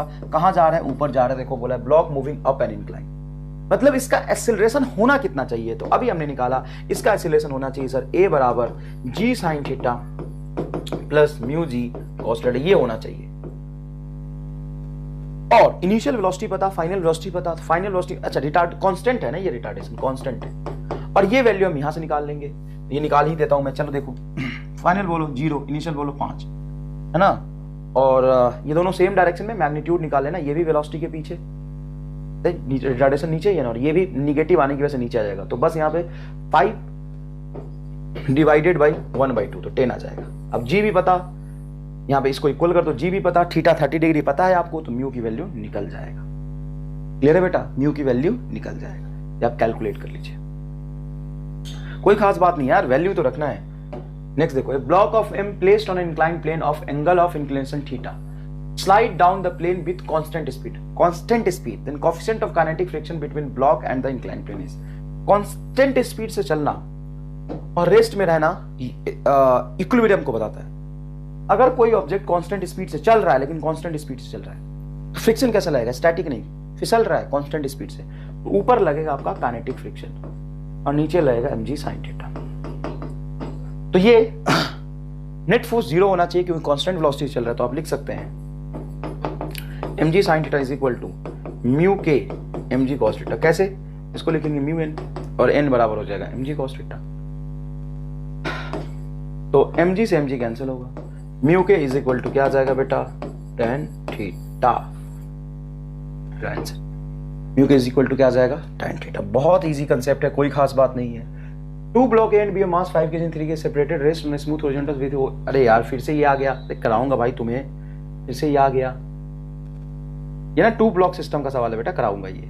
अभी बस यहाँ रह ले तू, यहाँ रह ले तू, ना ले ले, कोई दिक्कत नहीं। अब ये सवाल देखो, बढ़िया सवाल, बहुत ही जबरदस्त सवाल। इंक्लाइन प्लेन पे फ्रिक्शन का सवाल जैसा नीट में पूछा जाता है वैसा ही सवाल। A block of 10 kg mass is placed on a rough inclined surface as shown in figure. The acceleration of the block will be. अब ये पूछा एक्सेलरेशन है, लेकिन मैंने तुम्हें क्या बताया है कि ब्लॉक को रख के छोड़ दिया, रिलीज कर दिया, तो तुम कुछ मत देखो। एक्सेलरेशन पूछा है ना, मत निकालो। तो mg sin थीटा देखे ना, नॉर्मल देखे ना, फ्रिक्शन देखे ना, कुछ ना, तो क्या देखे, mr स्टार देखो। कैसे? तो mr स्टार कहत है कि tan थीटा की वैल्यू निकालो। तो tan 30 डिग्री, tan 30 डिग्री आ जाएगा तुम्हारा, tan 30 डिग्री आ जाएगा तुम्हारा 1/√3, मतलब 1.17, मतलब ये कुछ ऐसा कह सकते हो कि 1.5, मतलब 2/3 पॉइंट,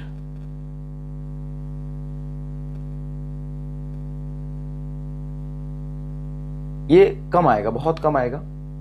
कितना कम आएगा ये बताओ। तो अगर ये 2 होता तो कितना आता, 1/2 होता तो 0.5 आता, 1/2 होता तो ये कितना आता, 0.5। तो ये लगभग आ जाएगा तुम्हारा, म्यूएस 1 है, 1 से तो कम आएगा ना, लेस देन 1, कुछ नहीं करना, लेस देन 1। कितना होगा बोलो, लेस देन 1। अच्छा ऐसे कर लो ना, रुको, 1.70 इसको मान लो, तो ऊपर चला जाएगा तो ये हो जाएगा तुम्हारा 100 डिवाइडेड बाई 170, तो 10/17 है ना, तो 10/17 होगा ना, है ना, पॉइंट हटा दिया, तो 10/17। तो फटाफट निकाल लेते, कोई खास बात नहीं है। ये हो जाएगा तुम्हारा 10 डिवाइडेड बाई 17, 0.58 आएगा। क्या आएगा बोलो, 0.58 आएगा। एग्जैक्ट निकाल लिया अपने, 0.58 आएगा, है ना। तो 38 डिग्री का याद रख लो, बाकी 60 डिग्री तो tan 60√3 होता है, √3 मतलब 1.71, ठीक है। तो tan थीटा आ गया तुम्हारा 0.58। अब सुनना,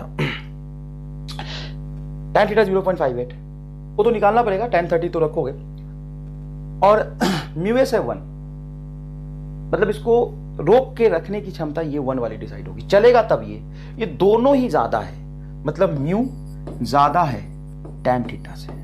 अगर म्यू ज्यादा है tan थीटा से तो एक्सेलरेशन होगा 0। बताओ कैसा लगा, मोक्ष मिला या नहीं मिला? तो आज तक कैसे करते थे, mg का कंपोनेंट लेते थे, mg sin थीटा, फिर नॉर्मल निकालते थे, फिर दोनों की वैल्यू देखते थे कि अब देखते हैं कि चलेगा कि नहीं चलेगा ना। म्यू और tan थीटा, देखो म्यू की वैल्यू 1 और 0.8 दोनों ज्यादा है 0.58 से, mu is greater than tan theta. तो मैंने समझा दिया, नहीं चलेगा, म्यू ज्यादा है, रोक के रखने की क्षमता ज्यादा है, एक्सेलरेशन 0। फिलहाल फिजिक्स का देखो, block of mass m kg placed on a rough incline plane of f applied parallel to the incline. अच्छा ऊपर लगा दिया भैया। अब ये खेल बदल जाएगा, लेकिन खेल तुम्हें खेलना आ गया है, ये कितना भी बदल ले, अगर तुम्हें खेल खेलना आ गया है तो तुम्हें मजा आ जाएगा। Parallel to the incline as shown in figure such that just moving upward. ओ हो, जस्ट मूविंग अपवर्ड मतलब मोशन की टेंडेंसी कहां डेवलप करी आपने, ऊपर, जस्ट मूविंग अपवर्ड, ऊपर जाने की टेंडेंसी है। अब मेरी बात सुनना, फ्रिक्शन कभी भी इस बात को सपोर्ट नहीं करता कि ऑब्जेक्ट चले, फ्रिक्शन हमेशा रोक के रखने की कोशिश करता है। मोशन की टेंडेंसी या मोशन जिस डायरेक्शन में होगा उसके अपोजिट में फ्रिक्शन लगता है। मूविंग अपवर्ड, फ्रिक्शन तुरंत से बोलेगा अरे रामलाल अपवर्ड, रुको मैं नीचे, और mg sin थीटा भी नीचे। अब फील द फिजिक्स कि जो f है, ये जो f है ऊपर की तरफ, वो इन दोनों के नीचे के सम के बराबर होगा, तभी तो अबाउट टू मोशन का कंडीशन आएगा। तो friction plus mg sin theta वे। इतना इमोशनल मत हो जाओ कि साइन को कॉस बना दो, आप ही बनाते हो सर, हम तो सीधे भोले वाले बच्चे हैं। फ्रिक्शन बोलो, mu mg cos theta plus mg sin theta, ये आएगी फोर्स की वैल्यू, ये आएगी फोर्स की value. Mu mg cos theta plus mg sin theta, दोनों को ऐड क्यों किया? क्योंकि मोशन की टेंडेंसी ऊपर हो गई। यह आंसर, मोशन की टेंडेंसी कहां हो गई, ऊपर हो गई। देखो आंसर है, कोई खास बात नहीं है बेटा। नेक्स्ट देखो, the tension in the string shown in figure. इस स्ट्रिंग में टेंशन क्या होगा, बहुत जबरदस्त सवाल, बहुत पहले मेडिकल में पूछा था। Mu is equal to 0.7।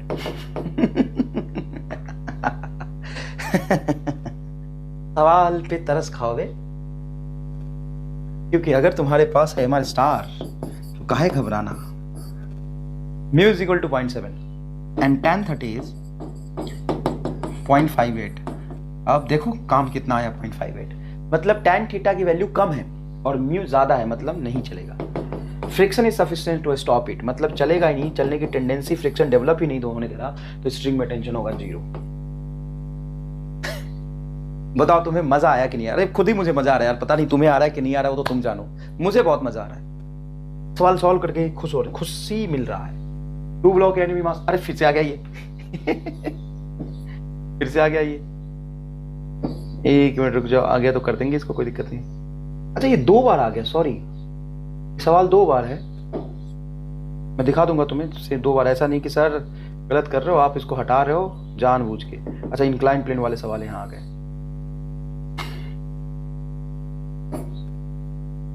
बहुत सारे इंक्लाइन प्लेन के सवाल है, कोई दिक्कत नहीं है, कोई दिक्कत नहीं है।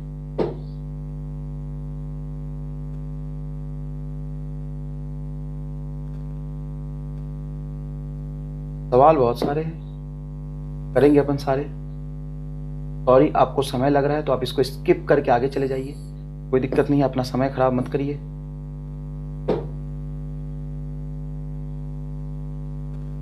चलिए प्लीज बेटा आप अपना समय खराब मत करिए, आप स्किप करके आगे चले जाइएगा। चलो आगे, आगे बहुत सवाल है, बहुत सवाल है। Block of mass 10 kg moving on incline plane with constant velocity, constant velocity in coefficient of kinetic friction between the incline plane block. अरे यार ये तो किया ही था सवाल। कांस्टेंट वेलोसिटी चल रहा है तो नीचे वाला जो फोर्स होगा वो होगा mg sin थीटा, और ऊपर वाला फोर्स होगा म्यू mg cos थीटा। तो एक बात बताओ, इतना करने की जरूरत क्या है? mg से mg कटेगा, म्यू बराबर tan थीटा, और tan थीटा और थीटा है 37, tan 37 इज 3/4 मतलब 0.75 आ जाए। समझ में आया कि नहीं आया? चलो ये तो आसान था। ये देखो ये बढ़िया सवाल है, the ratio of acceleration of block A is here on a smooth incline. Okay, block A is on smooth incline plane, block A is on smooth incline plane.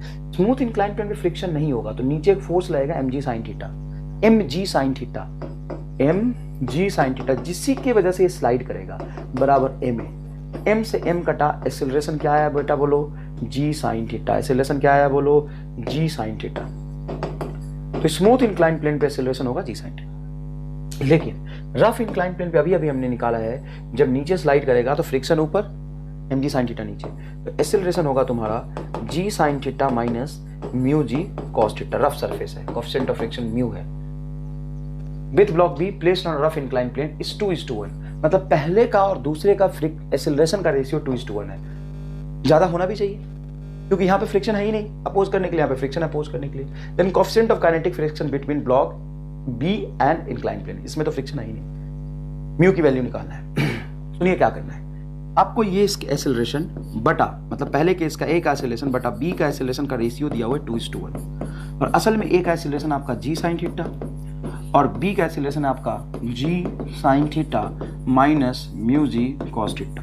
बेटा ध्यान से एकदम देखना, एकदम ध्यान से देखना, ये g यहां से g कॉमन निकल के कट जाएगा, यहां से sin थीटा कॉमन निकलेगा तो sin थीटा ये cos थीटा कट जाएगा। अब आधे बच्चे बेहोश, अरे मास्टर गलत कर गया, आज तो मास्टर को बताएंगे कि गलत कर गया। भैया कभी कभी गलती हो जाता है, आप ठीक कर लिया कीजिए ना, ये तो प्रिंटिंग मिस्टेक है, this are called printing mistake not a conceptual mistake. और यहाँ पे मैंने वो भी नहीं किया है, साइन थीटा से कॉस थीटा कटेगा। सर कैसे बताओ, ऐसे कैसे? क्योंकि यहाँ पे 45 एंगल है, यहाँ पे एंगल क्या है 45, यहाँ पे एंगल क्या है 45 एंगल का मतलब आप समझते हैं, साइन थीटा और कॉस थीटा की वैल्यू दोनों की वैल्यू 1/√2 होता है, इसलिए यहाँ पे 1/√2 रख के काट लो, तो 2:1 इज इक्वल टू 1/μ। हमेशा नहीं कटेगा, इस केस पे कटेगा। सॉरी गलत कर दिया अब तो गलत किया जरा आपने। 2:1 is equal to 1 divided by 1 minus mu, ये आएगा। ना आई एम रिक्वेस्टिंग, मैं बहुत जान लगा के पढ़ा रहा हूँ, बहुत जान लगा के कोशिश कर रहा हूँ पढ़ाने की। अगर आप में कुछ कमी लगता है तो मैं और बढ़ा दूंगा, आपको कुछ मेरे डिलीवरी में कमी लगता है तो मैं और कोशिश कर लूंगा। कोई भी बात नहीं, कोई भी इंसान परफेक्ट नहीं होता, मेरे में भी कुछ कमियां हैं, मैं सुधार लूंगा। लेकिन आप भी अपनी कमियों को सुधारिए और सुनिए, बेसिक फिजिक्स पहले समझिए। mg sin थीटा और mu mg cos theta, friction क्या होता है, ये सब समझना पड़ेगा आपको, और फिर आपको फील करना पड़ेगा ये एमआर स्टार क्या है। एमआर स्टार को फील करना और उसको अप्लाई करना है ना, ये तभी आप बहुत कंफर्टेबली कर पाएंगे और बहुत अच्छे से सीख पाएंगे जब आपको बेसिक फिजिक्स बहुत अच्छा आ जाएगा। और एग्जाम में तभी आप इसको यूज कर पाएंगे। तो सर हम बेसिक फिजिक्स ही कर लेंगे ना। अरे मेरी लाल सुन, मेरी बात सुन, बेसिक फिजिक्स समझो, वो एक कंसेप्ट है, हमें वो पढ़ना पड़ेगा, समझना पड़ेगा, और फिर उसको आसान भाषा में इंटरप्रेट करके ये बना है। तो तुम क्या समझते हो, आसान भाषा में इंटरप्रिटेशन सीख जाओगे बिना फिजिक्स का? संभव ही नहीं है। और मैं ये क्यों ऐसा बना पाया, फिजिक्स को आसान भाषा में इंटरप्रेट करके मैं क्यों समझा पा रहा हूं? तो मैंने सिर्फ ये मास्टर जानता हूं क्या? नहीं, मैं पूरा बेसिक फिजिक्स पहले जाना, उसको सीखा, खुद सॉल्व किया। तुम्हें मैं बता दूं, मैं सच बता रहा हूं, झूठ नहीं बोल रहा। मैं बचपन से लेके, है ना, 9th 8th तक कभी स्कूल नहीं गया। मैं 8th क्लास में स्कूल गया हूं डायरेक्ट, बोर्ड था होता था इसलिए। उसके बाद 12th किया, उसके बाद आगे की कहानी अलग है। उसके बाद तो PhD भी किया लेकिन मैं बस ये समझाना चाह रहा हूं कि जब मैं स्कूल गया ही नहीं तो बेसिक एजुकेशन मेरा बहुत कमजोर था। तो जब मैं पढ़ाना शुरू किया तो जितने भी फिजिक्स के कंसेप्ट थे पहले खुद बैठ के पढ़ा, और सारे मॉड्यूल, सारी किताब सॉल्व करे। जब ऑफलाइन कोचिंग में मैं डाउट बताता हूं तो एक बार 5-6 सवाल बच्चे पूछ रहे होते, सबको बता देता हूं। बच्चा कहते सर आपको कैसे कर लिया आपने इतनी जल्दी? मैंने नहीं किया बेटा, मुझे फिजिक्स नहीं आता, मैंने ना उस सवाल को पहले किया हुआ था, मुझे याद है, मैंने तुरंत बता दिया। तो देखो, तो मेरे कहने का मतलब ये है कि पहले आपको करना पड़ेगा, चीजें सीखनी पड़ेगी, संघर्ष करना पड़ेगा। बिना संघर्ष का तुम सोच रहे हमारे स्टार सीख जाएंगे और नंबर आ जाएंगे, तो ये नहीं हो पाएगा। मैं हाथ जोड़ के आपसे प्रार्थना कर रहा हूं, आप गलत सोच रहे हैं। अगर आप ऐसा सोच रहे हैं तो आप गलत सोच रहे हैं। सिर्फ इसके सहारे आप नहीं रह सकते। आप ये नहीं कह सकते कि यही है बस और दुनिया में कुछ नहीं है। नहीं बेटा, मोक्ष पाने के लिए संघर्ष करना होता है। MR स्टार तुम्हें मोक्ष दिलाएगा, MR स्टार तुम्हें मोक्ष दिलाएगा, लेकिन उससे पहले तुम्हें बेसिक से चलना पड़ेगा। बेसिक फिजिक्स समझना पड़ेगा, संघर्ष करना पड़ेगा, कलम चलाना पड़ेगा, और तब जाके जो MR स्टार चमकेगा ना, उसका चमक से दुनिया को अंधा कर दोगे तुम। वो जो चमक आएगा ना तुम्हारे अंदर, पागल कर दोगे दुनिया को। लेकिन उससे पहले तुम्हें संघर्ष करना पड़ेगा। तो रिक्वेस्ट कर रहा हूं मैं आपसे, गलत मत लीजिए, चीजों को गलत तरीके से इंटरप्रेट मत कीजिए। मैं कभी भी इसको प्रमोट नहीं करता। एक मिनट रुको, ये सवाल गलत जगह घुस गया। कोई बात नहीं, कोई बात नहीं, इसको अपन ले लेते नीचे, इसको अपन ले लेते हैं। अरे भाई सवाल ही सवाल है, अरे सवाल ही सवाल है आज तो। अरे भाई नीचे, सवाल ही सवाल है, लेकिन समझ आएगा, चिंता करने की जरूरत नहीं। चलो यहाँ थे हम लोग, सुनो। A block of mass 1 kg projected from the lower point up along the inclination of plane. If g is 10 meter per second square, then retardation experienced by the block is. Retardation experienced by the block is. अब सुनना, यहाँ पे क्या करा, सारा concept ही change कर दिया। Block ऊपर फेंक दिया। ब्लॉक ऊपर फेंको या नीचे फेंको, इंक्लाइन प्लेन के लॉन्ग mg sin थीटा एक फोर्स होगा जो mg का कंपोनेंट है। तो mg sin थीटा कभी ऊपर नहीं लग सकता क्या? अबे ग्रेविटेशनल फोर्स ऊपर कैसे लगेगा? हाँ ठीक है। फ्रिक्शन कहाँ लगेगा? तो अभी तक तुमने जितने भी केस देखे फ्रिक्शन ऊपर लग रहा था। क्यों ऊपर लग रहा था? क्योंकि मोशन की टेंडेंसी नीचे थी। फ्रिक्शन किसी का सगा नहीं है। ऐसा नहीं कि फ्रिक्शन कहता है कि मैं ऊपर ही लगूंगा ना, फ्रिक्शन कहता है कि मैं मोशन को रोकता हूं। अब जैसे ही तुमने बॉल को ऊपर फेंका तो वेलोसिटी ऊपर, ऑब्जेक्ट ऊपर जा रही, बोलेगा ना ना ना रुको रुको, मैं ऊपर नहीं, फ्रिक्शन तुरंत नीचे आ जाएगा। अरे कैसे कैसे मैं ऊपर कैसे लग सकता हूं? मुझे तो रोक के रखना है, फ्रिक्शन नीचे लग जाएगा और ये फ्रिक्शन होगा लिमिटिंग। सॉरी, ऑब्जेक्ट मूव कर रहा है, काइनेटिक। तो दोनों friction force along the incline plane लग रहा है, और इंक्लाइन प्लेन के अलोंग कोई फोर्स नहीं होगा। तो तुम लिखोगे mg sin theta plus mu mg cos theta, n की value mu mg cos theta is equal to mass into acceleration. Mass से मास कटेगा, तो यहां पे जो एक्सीलरेशन की वैल्यू है ये असल में वेलोसिटी के अपोजिट, इसलिए रिटार्डेशन बोल देंगे। और ये g sin theta plus mu g cos theta, कोई खास बात नहीं, ये ऐड हो गया। बस क्या हो गया बेटा? ऐड हो गया। पहले देखो क्या था, ये g sin theta minus mu g cos theta subtraction में था, क्योंकि g sin थीटा नीचे ले जा रहा, म्यू g cos थीटा रोक रहा। ये नीचे ही आएगा दोनों। क्यों आया? रीजन क्लियर है, ऑब्जेक्ट का स्लाइडिंग ऊपर तो फ्रिक्शन नीचे। फ्रिक्शन हमेशा रिलेटिव मोशन और टेंडेंसी ऑफ रिलेटिव मोशन को अपोज करता है। क्लियर है? तो यहां पे आपको g पता, थीटा की वैल्यू पता है यार, 1/√2, बहुत आसानी से आप निकाल लेंगे, वैल्यू पुट करना बस। नेक्स्ट देखो, a block moving up an incline plane at angle 30 degree with a velocity इतना, स्टॉप आफ्टर इतना second, then coefficient of friction will be. ये सेम सवाल हो गया बेटा, सेम सवाल हो गया, लेकिन नीट में ऐसे लैंग्वेज में फंसाने की कोशिश किया जाता है। तो समझिए, इनिशियल वेलोसिटी बोलिए क्या है? 5 मीटर पर सेकंड, और फाइनल वेलोसिटी हो जाएगा 0 क्योंकि रुक गया, और टाइम दिया है 0.5 सेकंड। तो यहां पे रिटार्डेशन आप निकाल सकते हो, final velocity minus initial velocity बेटा टाइम टेकन, ये रिटार्डेशन आ जाएगा। और कहां चल रहा है, 30 डिग्री के इंक्लाइन प्लेन पे चल रहा है, जिसका कोएफिशिएंट ऑफ फ्रिक्शन म्यू होगा। कहां जा रहा है, ऊपर जा रहा है। देखो बोला है block moving up an incline, मतलब इसका एक्सेलरेशन होना कितना चाहिए, तो अभी हमने निकाला इसका एक्सेलरेशन होना चाहिए सर a बराबर g sin theta plus mu g cos theta, ये होना चाहिए। और इनिशियल वेलोसिटी पता, फाइनल वेलोसिटी पता, फाइनल वेलोसिटी अच्छा रिटार्ड कांस्टेंट है ना, ये रिटार्डेशन कांस्टेंट है, और ये वैल्यू हम यहां से निकाल लेंगे, ये निकाल ही देता हूं मैं। चलो देखो फाइनल बोलो 0, इनिशियल बोलो 5, है ना, और ये दोनों सेम डायरेक्शन में, मैग्नीट्यूड निकाल लेना, ये भी वेलोसिटी के पीछे, रिटार्डेशन नीचे ही है ना, और ये भी निगेटिव आने की वजह से नीचे आ जाएगा, तो बस यहाँ पे 5 डिवाइडेड बाई 1/2 तो 10 आ जाएगा। अब जी भी पता, यहाँ पे इसको इक्वल कर दो, जी भी पता, थीटा 30 डिग्री पता है आपको, तो म्यू की वैल्यू निकल जाएगा। क्लियर है बेटा, म्यू की वैल्यू निकल जाएगा, ये आप कैलकुलेट कर लीजिए, कोई खास बात नहीं यार, वैल्यू तो रखना है। नेक्स्ट देखो, a block of m placed on inclined plane of angle of inclination theta, slide down the plane with constant speed, then coefficient of kinetic friction between block and the inclined plane is constant speed से चलना और rest में रहना equilibrium को बताता है। अगर कोई ऑब्जेक्ट कांस्टेंट स्पीड से चल रहा है, लेकिन कांस्टेंट स्पीड से चल रहा है, तो फ्रिक्शन कैसा लगेगा, स्टैटिक नहीं, फिसल रहा है कांस्टेंट स्पीड से, तो ऊपर लगेगा आपका काइनेटिक फ्रिक्शन और नीचे लगेगा mg sin थीटा। तो ये नेट फोर्स 0 होना चाहिए क्योंकि कांस्टेंट वेलोसिटी चल रहा है, तो आप लिख सकते हैं mg sin theta is equal to mu के mg cos थीटा। कैसे, इसको लिखेंगे म्यू n और n बराबर हो जाएगा mg cos theta,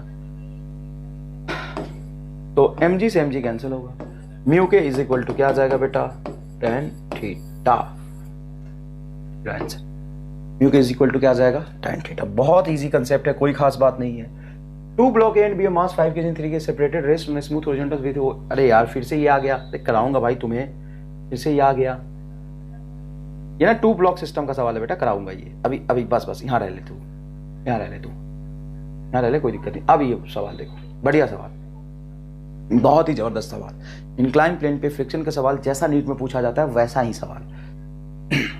A block of 10 kg mass is placed on a rough inclined surface as shown in figure. The acceleration of the block will be, अब ये पूछा एक्सेलरेशन है, लेकिन मैंने तुम्हें क्या बताया है कि ब्लॉक को रख के छोड़ दिया, रिलीज कर दिया, तो तुम कुछ मत देखो, एक्सेलरेशन पूछा है ना, मत निकालो।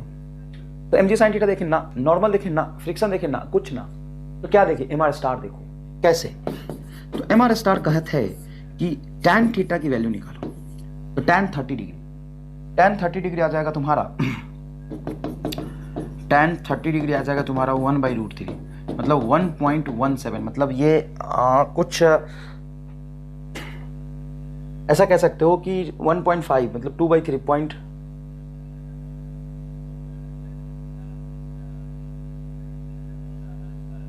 ये कम आएगा, बहुत कम आएगा। कितना कम आएगा ये बताओ। तो अगर ये 2 होता तो कितना आता, 1/2 होता तो 0.5 आता, 1/2 होता तो ये कितना आता, 0.5, तो ये लगभग आ जाएगा तुम्हारा, म्यूएस 1 है, 1 से तो कम आएगा ना, लेस देन 1, कुछ नहीं करना, लेस देन 1, कितना होगा बोलो, लेस देन 1। अच्छा ऐसे कर लो ना, रुको, 1.70 इसको मान लो, तो ऊपर चला जाएगा, तो ये हो जाएगा तुम्हारा 100 डिवाइडेड बाई 170, तो 10/17 है ना, तो 10/17 होगा ना, है ना, पॉइंट हटा दिया, तो 10/17, तो फटाफट निकाल लेते, कोई खास बात नहीं है, ये हो जाएगा तुम्हारा 10 डिवाइडेड बाई 17, 0.58 आएगा, क्या आएगा बोलो, 0.58 आएगा, एग्जैक्ट निकाल लिया आपने, 0.58 आएगा, है ना। तो 30 डिग्री का याद रख लो, बाकी 60 डिग्री तो tan 60√3 होता है, √3 मतलब 1.71, ठीक है, तो tan थीटा आ गया तुम्हारा 0.58। अब सुनना, tan थीटा 0.58 वो तो निकालना पड़ेगा, tan 30 तो रखोगे, और म्यू एस है 1, मतलब इसको रोक के रखने की क्षमता ये 1 वाली डिसाइड होगी, चलेगा तब ये दोनों ही ज्यादा है, मतलब म्यू ज्यादा है tan थीटा से, अगर म्यू ज्यादा है tan थीटा से तो एक्सेलरेशन होगा 0। बताओ कैसा लगा, मोक्ष मिला या नहीं मिला। तो आज तक कैसे करते थे, mg का कंपोनेंट लेते थे mg sin थीटा, फिर नॉर्मल निकालते थे, फिर दोनों की वैल्यू देखते थे कि अब देखते हैं कि चलेगा कि नहीं चलेगा ना, म्यू और tan थीटा। देखो म्यू की वैल्यू 1 और 0.8 दोनों ज्यादा है 0.58 से, mu is greater than tan theta, तो मैंने समझा दिया नहीं चलेगा, म्यू ज्यादा है, रोक के रखने की क्षमता ज्यादा है, एक्सीलरेशन 0। फिलहाल फिजिक्स का देखो, block of mass m kg placed on a rough incline plane of f applied parallel to the incline. अच्छा ऊपर लगा दिया भैया। अब यह खेल बदल जाएगा, लेकिन खेल तुम्हें खेलना आ गया है, ये कितना भी बदल ले, अगर तुम्हें खेल खेलना आ गया है तो तुम्हें मजा आ जाएगा। Parallel to the incline as shown in figure such that just moving upward. ओ हो जस्ट मूविंग अपवर्ड मतलब मोशन की टेंडेंसी कहां डेवलप करी आपने? ऊपर। जस्ट मूविंग अपवर्ड, ऊपर जाने की टेंडेंसी है। अब मेरी बात सुनना, फ्रिक्शन कभी भी इस बात को सपोर्ट नहीं करता कि ऑब्जेक्ट चले, फ्रिक्शन हमेशा रोक के रखने की कोशिश करता है। मोशन की टेंडेंसी या मोशन जिस डायरेक्शन में होगा उसके अपोजिट में फ्रिक्शन लगता है। मूविंग अपवर्ड, फ्रिक्शन तुरंत से बोलेगा अरे रामलाल उपवर्ड, रुको मैं नीचे, और mg sin थीटा भी नीचे। अब फील द फिजिक्स कि जो f है, ये जो f है ऊपर की तरफ, वो इन दोनों के नीचे के सम के बराबर होगा, अभी तो आउट टू मोशन का कंडीशन आएगा। तो friction plus mg sin theta. वे इतना इमोशनल मत हो जाओ कि साइन को कॉस बना दो, आप ही बनाते हो सर, हम तो सीधे भोले वाले बच्चे हैं। फ्रिक्शन बोलो mu mg cos theta plus mg sin theta, ये आएगी फोर्स की वैल्यू, ये आएगी फोर्स की value. Mu mg cos theta plus mg sin theta, दोनों को ऐड क्यों किया? क्योंकि मोशन की टेंडेंसी ऊपर हो गई। यह आंसर, मोशन की टेंडेंसी कहां हो गई? ऊपर हो गई। देखो आंसर है, कोई खास बात नहीं है बेटा। नेक्स्ट देखो, the tension in the string shown in figure. इस स्ट्रिंग में टेंशन क्या होगा? बहुत जबरदस्त सवाल, बहुत पहले मेडिकल में पूछा था। Mu is equal to 0.7।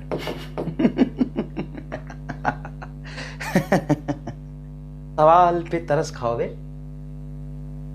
क्योंकि अगर तुम्हारे पास है हमारे स्टार तो काहे घबराना। Mu is equal to 0.7 and tan 30 is 0.58। अब देखो काम कितना आया, 0.58 मतलब tan थीटा की वैल्यू कम है और म्यू ज्यादा है, मतलब नहीं चलेगा। Friction is sufficient to stop it, मतलब चलेगा ही नहीं, चलने की टेंडेंसी, फ्रिक्शन डेवलप ही नहीं होने दे रहा, तो स्ट्रिंग में टेंशन होगा 0। बताओ तुम्हें मजा आया कि नहीं? अरे खुद ही मुझे मजा आ रहा है यार, पता नहीं तुम्हें आ रहा है कि नहीं आ रहा है, वो तो तुम जानो, मुझे बहुत मजा आ रहा है। सवाल सॉल्व करके खुश हो रहे, खुशी मिल रहा है। 2 ब्लॉक एनिमी मास, अरे फिर से आ गया ये। फिर से आ गया ये, एक मिनट रुक जाओ, आ गया तो कर देंगे इसको, कोई दिक्कत नहीं। अच्छा ये 2 बार आ गया, सॉरी, सवाल 2 बार है, मैं दिखा दूंगा तुम्हें से 2 बार। ऐसा नहीं कि सर गलत कर रहे हो, आप इसको हटा रहे हो जानबूझ के। अच्छा इंक्लाइन प्लेन वाले सवाल यहाँ आ गए। बहुत सारे इंक्लाइन प्लेन के सवाल है, कोई दिक्कत नहीं है, कोई दिक्कत नहीं है।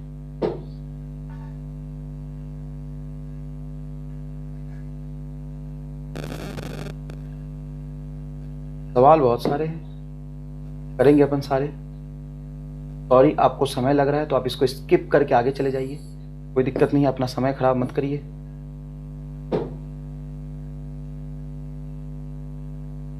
चलिए प्लीज बेटा, अब अपना समय खराब मत करिए, आप स्किप करके आगे चले जाइएगा। चलो आगे देखो, आगे बहुत सवाल है, बहुत सवाल है। Block of mass 10 kg is moving on inclined plane with constant velocity, constant velocity in coefficient of kinetic friction between the inclined plane block। अरे यार ये तो किया ही था सवाल। कांस्टेंट वेलोसिटी चल रहा है तो नीचे वाला जो फोर्स होगा वो होगा mg sin थीटा, और ऊपर वाला फोर्स होगा म्यू mg cos थीटा। तो एक बात बताओ, इतना करने की जरूरत क्या है? mg से mg कटेगा, म्यू बराबर tan थीटा, और tan थीटा, और थीटा है 37, tan 37 इज 3/4 मतलब 0.75 आ जाए। समझ में आया कि नहीं आया? चलो ये तो आसान था। ये देखो, ये बढ़िया सवाल है। The ratio of acceleration of block A is here on a smooth incline. Okay, block A is on smooth incline plane, block A is on smooth incline plane. Smooth incline plane में friction नहीं होगा तो नीचे एक force लगेगा mg sin theta, mg sin theta, mg sin theta, जिसकी की वजह से ये स्लाइड करेगा, बराबर m। m से m कटा, एक्सेलरेशन क्या आया बेटा बोलो? g sin theta. एक्सेलरेशन क्या आया बोलो? g sin theta. तो स्मूथ इंक्लाइन प्लेन पे एक्सेलरेशन होगा g sin थीटा, लेकिन रफ इंक्लाइन प्लेन पे अभी अभी हमने निकाला है, जब नीचे स्लाइड करेगा तो फ्रिक्शन ऊपर, mg sin थीटा नीचे, तो एक्सेलरेशन होगा तुम्हारा g sin theta minus mu g cos theta. Rough surface है, कोएफिशिएंट ऑफ फ्रिक्शन म्यू है। With block B placed on rough incline plane is 2:1, मतलब पहले का और दूसरे का एक्सेलरेशन का रेशियो 2:1 है। ज्यादा होना भी चाहिए क्योंकि यहाँ पे फ्रिक्शन है ही नहीं अपोज करने के लिए, यहाँ पे फ्रिक्शन अपोज करने के लिए। Then coefficient of kinetic friction between block B and incline plane, इसमें तो फ्रिक्शन है ही नहीं। म्यू की वैल्यू निकालना है। सुनिए क्या करना है आपको, ये इसके एक्सेलरेशन बटा मतलब पहले केस का ए का एक्सेलरेशन बटा बी का एक्सेलरेशन का रेशियो दिया हुआ है 2:1, और असल में ए का एक्सेलरेशन आपका जी साइन थीटा और बी का एक्सेलरेशन आपका जी साइन थीटा माइनस म्यू जी कॉस थीटा। बेटा ध्यान से एकदम देखना, एकदम ध्यान से देखना, ये जी यहां से जी कॉमन निकल के कट जाएगा, यहां से साइन थीटा कॉमन निकलेगा तो साइन थीटा ये कॉस थीटा कट जाएगा। अब आधे बच्चे बेहोश, अरे मास्टर गलत कर गया, आज तो मास्टर को बताएंगे कि गलत कर गया। भैया कभी कभी गलती हो जाता है, आप ठीक कर लिया कीजिए ना, ये तो प्रिंटिंग मिस्टेक है। This are called printing mistake, not a conceptual mistake. और यहाँ पे मैंने वो भी नहीं किया है, साइन थीटा से कॉस थीटा कटेगा। सर कैसे बताओ, ऐसे कैसे? क्योंकि यहाँ पे 45 एंगल है, यहाँ पे एंगल क्या है 45, यहाँ पे एंगल क्या है 45 एंगल का मतलब आप समझते हैं, साइन थीटा और कॉस थीटा की वैल्यू दोनों की वैल्यू 1/√2 होता है, इसलिए यहाँ पे 1/√2 रख के काट लो, तो 2:1 इज इक्वल टू 1/μ। हमेशा नहीं कटेगा, इस केस पे कटेगा। सॉरी गलत कर दिया, अब तो गलत किया जरा आपने। 2:1 is equal to 1/1 minus mu, ये आएगा। क्लियर है क्या? अब यहां से क्रॉस मल्टीप्लीकेशन कर लीजिए, आपका आंसर आसान हो जाएगा। समझ आया? म्यू की वैल्यू यहां से आ जाएगा 1/2, 0.5, 1 इज करेक्ट आंसर। बस ऐसे ही छोटे छोटे आसान से सवाल पूछे जाते हैं। ब्लॉक ऑफ मास 10 kg, देखो बेटा 10 kg block mass on rough incline plane, block start descending with acceleration, descending मतलब नीचे आना, विथ एक्सेलरेशन इतना, then kinetic friction force acting on the block is, kinetic friction force mu नहीं दिया यार, सवाल में देख रहे हो, तुम्हें सवाल करने के बाद पता चलता म्यू नहीं है। काइनेटिक फ्रिक्शन फोर्स एफ के म्यू के mg cos थीटा होगा, मतलब नॉर्मल mg cos थीटा, लेकिन यहाँ पे म्यू दिया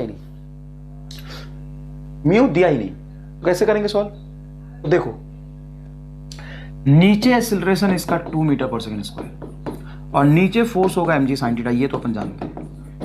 कोएफिशिएंट ऑफ फ्रिक्शन कुछ म्यू है तभी तो पूछ रहा है, तो फ्रिक्शन फोर्स ऊपर लगेगा काइनेटिक वाला, तो डायरेक्ट देखना नीचे वाला force mg sin theta minus friction force F के, ये अनबैलेंस फोर्स आ गया। Unbalance force is equal to mass into acceleration. Acceleration बता गया ना यार, क्या बता गया? एक्सेलरेशन। तुमसे काइनेटिक फ्रिक्शन फोर्स पूछा है, देखो मास बोलो 10, एक्सेलरेशन बोलो 2, तो ये 20, और mg sin थीटा को लिखोगे तो m बोलो 10, g बोलो 10 sin 30 बोलो 1/2 माइनस एफ के, यहां से एफ के आ गया, ये 50 और ये 20 इधर आएगा 30, F K is equal to 30 newton is a correct answer, K is equal to 30 newton is a correct answer. समझ आया बेटा बहुत अच्छे से?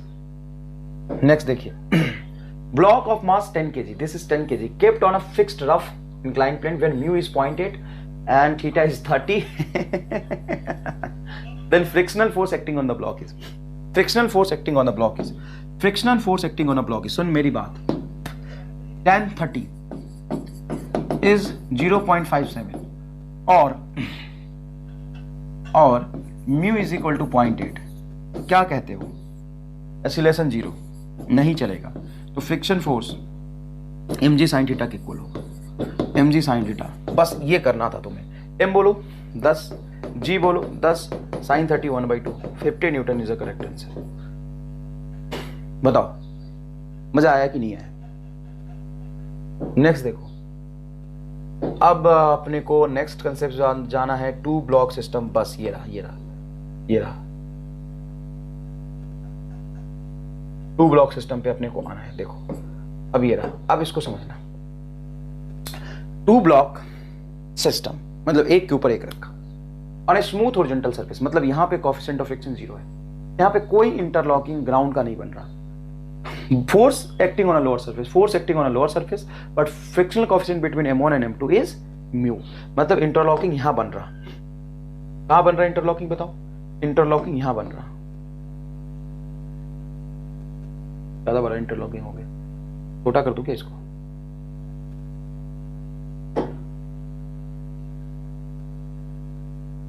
हाँ ये ठीक है, इंटरलॉकिंग बन रहा। अब ऊपर ब्लॉक जो है M2 वो किसी चीज से कनेक्टेड नहीं है, वो फ्री है। अब जैसे ही मैं F पे फोर्स लगाऊंगा, मतलब नीचे वाले M1 पे फोर्स लगाऊंगा, तो मैंने फोर्स तो M1 पे लगाया, तो M2 आगे क्यों चला? M2 को आगे कौन लेके जाएगा? तो बेटा देखो, जैसे ही किसी ब्लॉक पे फोर्स लगा दो, जैसे ये इंटरलॉक्ड है और नीचे वाले पे फोर्स लगा के इसको तुम आगे लेके जाना चाहोगे, आगे लेके जाना चाहोगे। मान लो ऊपर को ब्लॉक को मैंने फिक्स रखा है, तुम नीचे को आगे ले जाना चाहते हो, तो तभी जाएगा जब इंटरलॉकिंग टूटेगा। देखना भाई, ये मैंने ऊपर वाला ये बी है, मैं लिख दूं क्या हाथ पे? बी लिख दूं क्या? ये ऊपर वाला बी है और नीचे वाला ब्लॉक ए है। मान लो ऊपर वाले को मैंने पकड़ के रखा हुआ, ऐसे पकड़ के रखा हुआ, फिक्स्ड कर दिया, तो M1 तभी जाएगा जब इनके बीच का इंटरलॉकिंग टूटेगा, क्योंकि M2 is not about to move, मतलब not suppose to free to move. तो जब मैं इसको खींचूंगा और जोर लगाऊंगा, इंटरलॉकिंग टूटेगा तो ये जाएगा। डन बात। लेकिन M2 मैंने ऊपर फ्री छोड़ दिया और नीचे वाले को मैं आगे ले जाना चाहूंगा, तो जैसे ही नीचे वाले को आगे ले जाना चाहूंगा तो इंटरलॉकिंग की वजह से ये M2 इसके साथ आगे चला जाएगा। देखो ये देखना, नीचे देखना, फील करना, अपने हाथ को लो, नीचे वाले हाथ को लो, ऊपर वाले हाथ को फंसा लो और नीचे वाले को आगे ले जाओ। नीचे वाले को जैसे ही आगे ले जाओगे तो तुम्हें लगेगा नीचे वाले पे फोर्स कहां लग रहा है? पीछे, क्योंकि नीचे वाला में टेंडेंसी ऑफ मोशन आगे जाएगा, तो M2 इसके इंटरलॉकिंग पे पीछे फ्रिक्शन लगाएगा। बताओ आया कि नहीं आया? छोटी छोटी बातें समझता हूं। और फ्रिक्शन फोर्स भी हमेशा पेयर पे लगता है। दो चीजें हैं ना भाई, इंटरलॉकिंग दोनों के बीच है ना सर। अभी तो आपने एक ही पे लगाया था, तो दूसरा ग्राउंड या वर्टिकल सरफेस फिक्स्ड होता था या इंक्लाइन प्लेन। तुम्हें क्या लगा? तुमने बोला कि ब्लॉक है, जैसे ही नीचे स्लाइड करने की इसमें टेंडेंसी आएगी, तो इस पे नीचे स्लाइड करने mg sin थीटा की वजह से टेंडेंसी आएगी, तो फ्रिक्शन ऊपर लगेगा। किस पे? ऊपर वाले ब्लॉक पे। ऊपर वाले ब्लॉक पे फ्रिक्शन ऊपर लगेगा, लेकिन नीचे वाले ब्लॉक पे कहां लगेगा? इंक्लाइन प्लेन पे फ्रिक्शन कहां लगेगा? आगे। फ्रिक्शन जैसे तुम यहां पे हाथ लेके ऐसे ऐसे करते हो, तो ये ऊपर जा रहा, देखो ये ऊपर जा रहा, तो जो ऊपर जा रहा स्लाइडिंग ऊपर, उसमें फ्रिक्शन नीचे, और जो नीचे जा रहा उसमें फ्रिक्शन ऊपर। तो बताओ यहां पे फ्रिक्शन किसने लगाया? ग्राउंड ने? नहीं, M2 इंटरलॉकिंग यहां है, M2 इसको आगे जाने से रोकेगा, तो फ्रिक्शन यहां लगाएगा। तो जितना फोर्स M2 ने M1 पे लगाया, M1 M2 पे लगा देगा, ये फ्रिक्शन कहां लगेगा? आगे। बस इतना समझाना था। अब मान लो ये दोनों साथ मिलके चल रहे हैं, तो फ्रिक्शन का काम जस्ट इनको चिपका के रखना था। अगर मैं मान लेता हूं let both are moving together,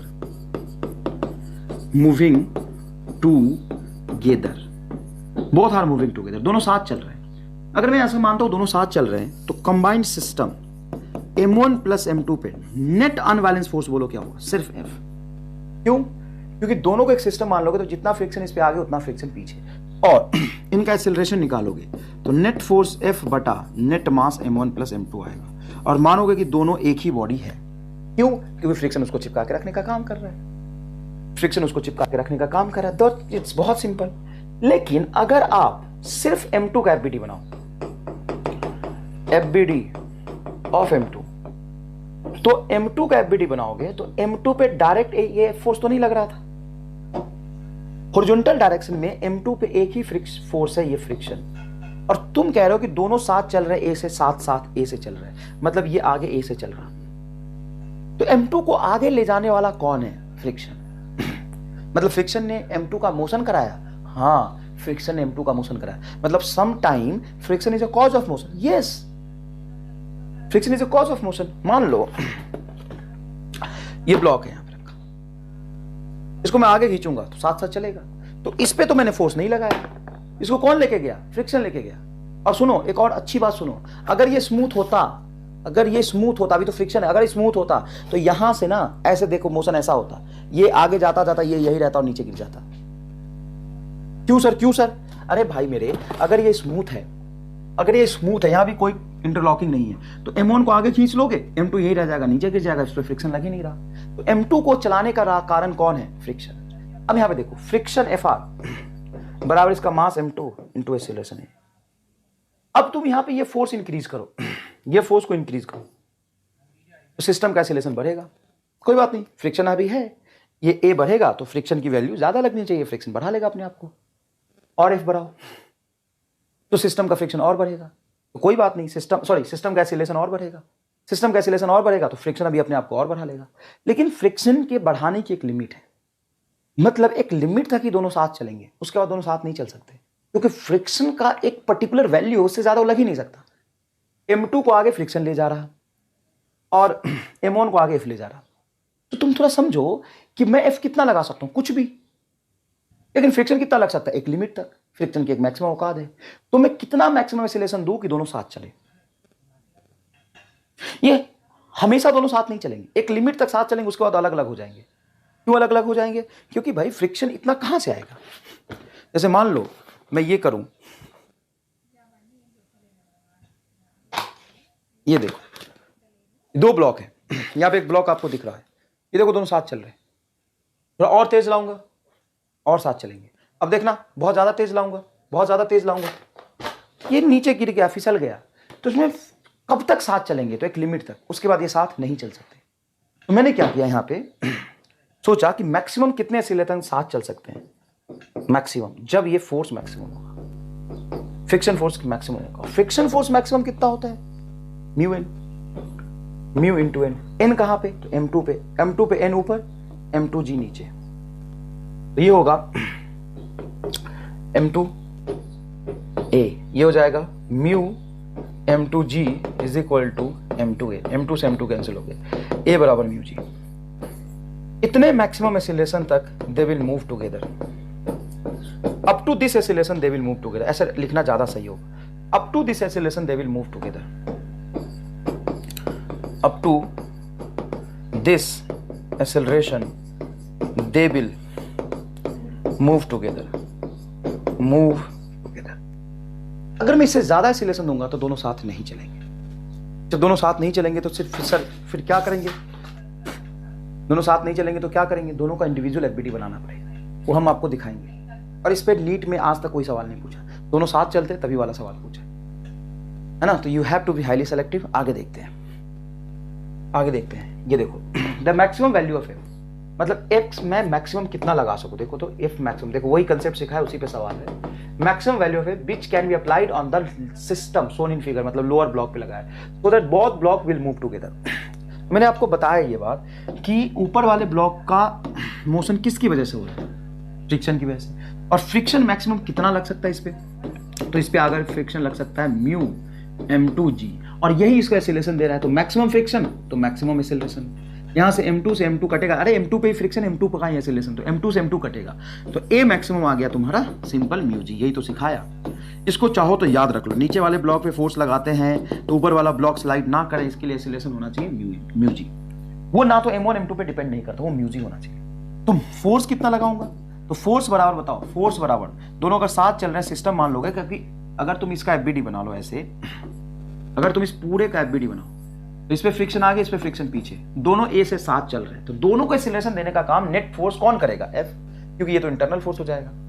तो एफ मैक्सिमम मतलब दोनों को ऐड करो mass, net mass M1 plus M2 into acceleration A, into acceleration A. और ए की वैल्यू किसकी है? ए किसने दिया? ए किसने दिया? ए का मैक्सिमम कितना होगा? तो म्यू जी। तो ये हो जाएगा M1 plus M2 into mu g, M1 plus M2 into mu g. ये रहा, बस यही था, छोटी सी बात, नो बकवास, एकदम छोटी सी बात, कोई खास बात नहीं है, एकदम छोटी सी बात है। अब ये देखो सवाल, ये देखो सवाल, आ जाओ। यही सवाल परेशान कर रहा था, बीच में आ जा रहा था बार बार। Two block A and B of mass 5 kg and 3 kg respectively rest on a smooth horizontal surface B over A। B ये है 3 kg वाला जो कि A के ऊपर है, ये रहा A, ठीक है बेटा।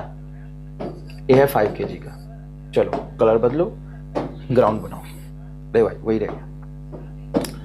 The coefficient of friction between A and B not 6, A and B is 0.5, ये रहा 0.5।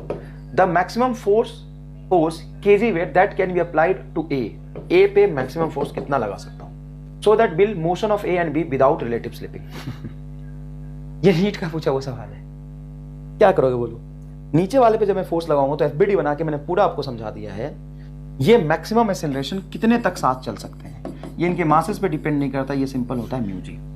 म्यू का वैल्यू बोलो 5/10, जी बोलो 10, कैंसिल हो जाएगा, एक्सेलरेशन मैक्सिमम 5। तो फोर्स जब लगाओगे तो ये दोनों साथ चल रहे हैं, इंटरनल फोर्स हो गया फ्रिक्शन, तो एक्सटर्नल फोर्स ही एफ ही है जो सिस्टम को चला रहा है। नेट फोर्स बराबर net mass into maximum acceleration, क्योंकि मैक्सिमम फोर्स निकालना चाहते हो।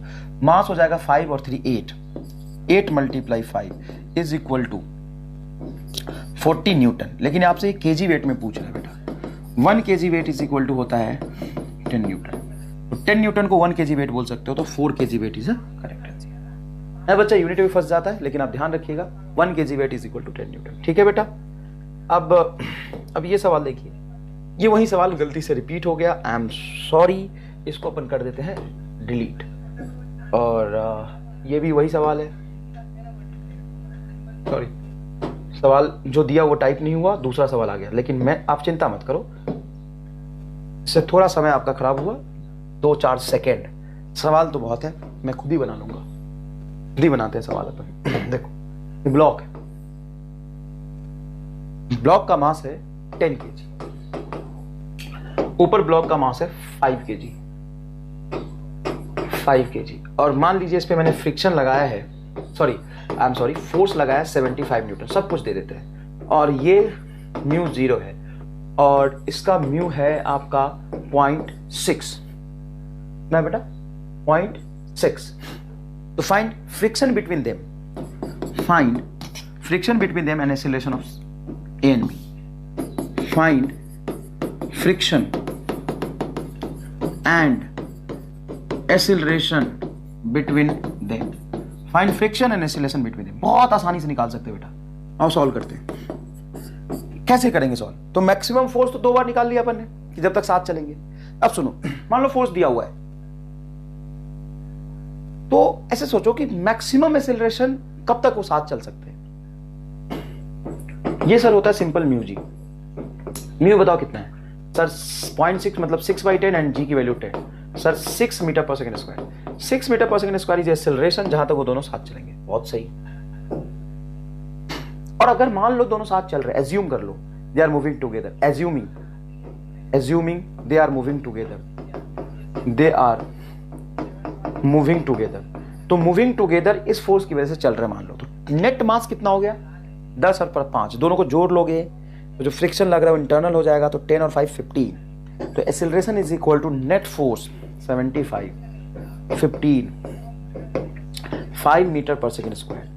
तो सिस्टम को ये फोर्स कितने से सिलेक्ट कराना चाह रहा? 5 मीटर पर सेकंड स्क्वायर से।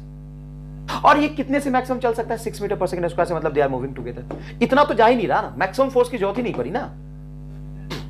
सिस्टम को सिर्फ 5 मीटर पर सेकंड स्क्वायर से चलाना चाह रहा, और सिस्टम 6 तक साथ चल सकता था। मतलब फ्रिक्शन कितनी औकात थी? सुनो मेरी बात सुनो एग्जैक्ट। फ्रिक्शन का इतना कैपेसिटी था कि इसको 6 से ले जा सकता था, अप टू 6 तक ले जा सकता था। और मैं सिर्फ 5 ही ले जाना चाह रहा हूं, तो ये इसका स्लिपिंग नहीं होगा, स्टैटिक फ्रिक्शन लगेगा। मतलब दे will move together, they will move together, move together.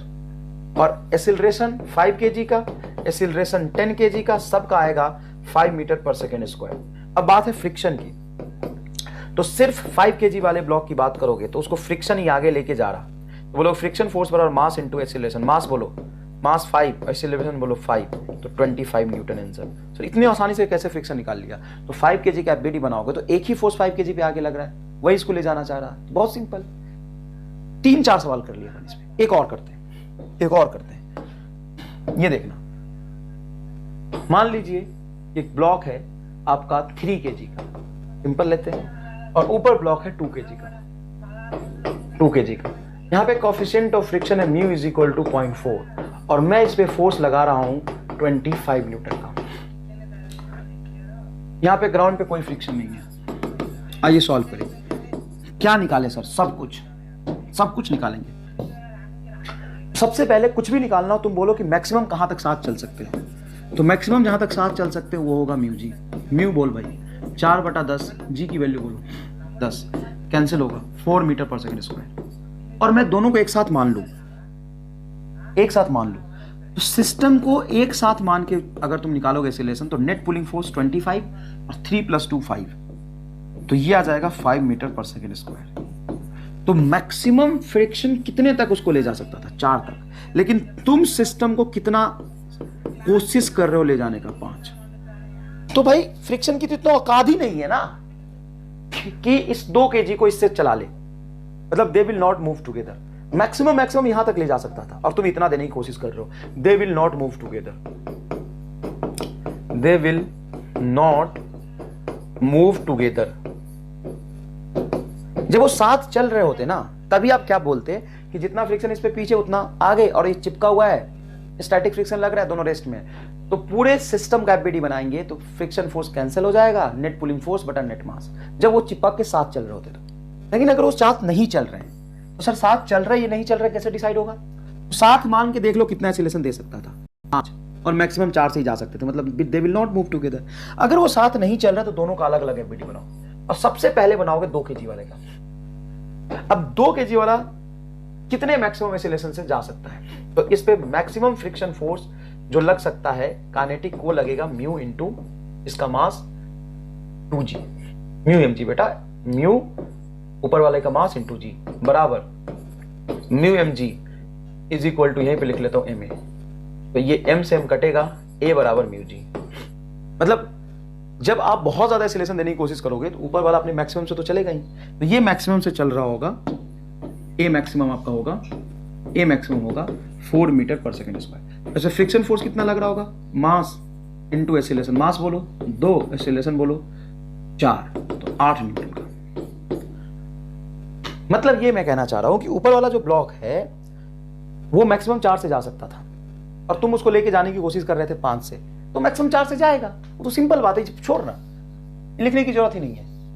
ऊपर वाला ब्लॉक का acceleration 4 metre per second square होगा, इतना ही मैक्सिमम हो सकता, तो इतना होगा। और इसको आगे लेके कौन जा रहा था? फ्रिक्शन। फ्रिक्शन बराबर होगा mass into acceleration, 2 into 4 is equal to 8 newton, that's it. अब बात देखोगे तुम 3 kg वाले का, तो 3 kg पे आगे फोर्स लगा 25, अच्छे समझना, और पीछे फोर्स लगेगा फ्रिक्शन जो कि इसने लगाया है, ग्राउंड ने नहीं लगाया। वो फ्रिक्शन फोर्स होगा तुम्हारा 8 न्यूटन, क्योंकि इस पे 8 आगे तो इस पे 8 पीछे, तो एक्सीलरेशन होगा तुम्हारा 25 माइनस 8 बाई मास 3। 25 माइनस 8 कितना हो जाए? तो 5 और 3 17 by 3 metre per second square. तो सर ये 4 से नहीं जाएगा क्या? नहीं, मैक्सिमम लिमिटिंग तो ऊपर वाले की वजह से निकाल था ना कि ये 4 से जा सकता था, और 5 से देने की कोशिश करोगे तो 4 से जाएगा। ये कितने से जाएगा? 4 से जाएगा, 5 से नहीं जा पाएगा। तो ये वाला ब्लॉक जो है, नीचे वाला ब्लॉक, उस पर फ्रिक्शन पीछे, नेट फोर्स आगे, 17 by 3 metre per second square से जाए। ठीक है बेटा, चलो, तो अपन ने ये दोनों सवाल कर लिए, अच्छे सवाल कर लिए। अब एक सवाल ये रहा इसका कंसेप्ट कि अगर मैं ऊपर वाले पे लगाऊं फोर्स तो क्या होगा?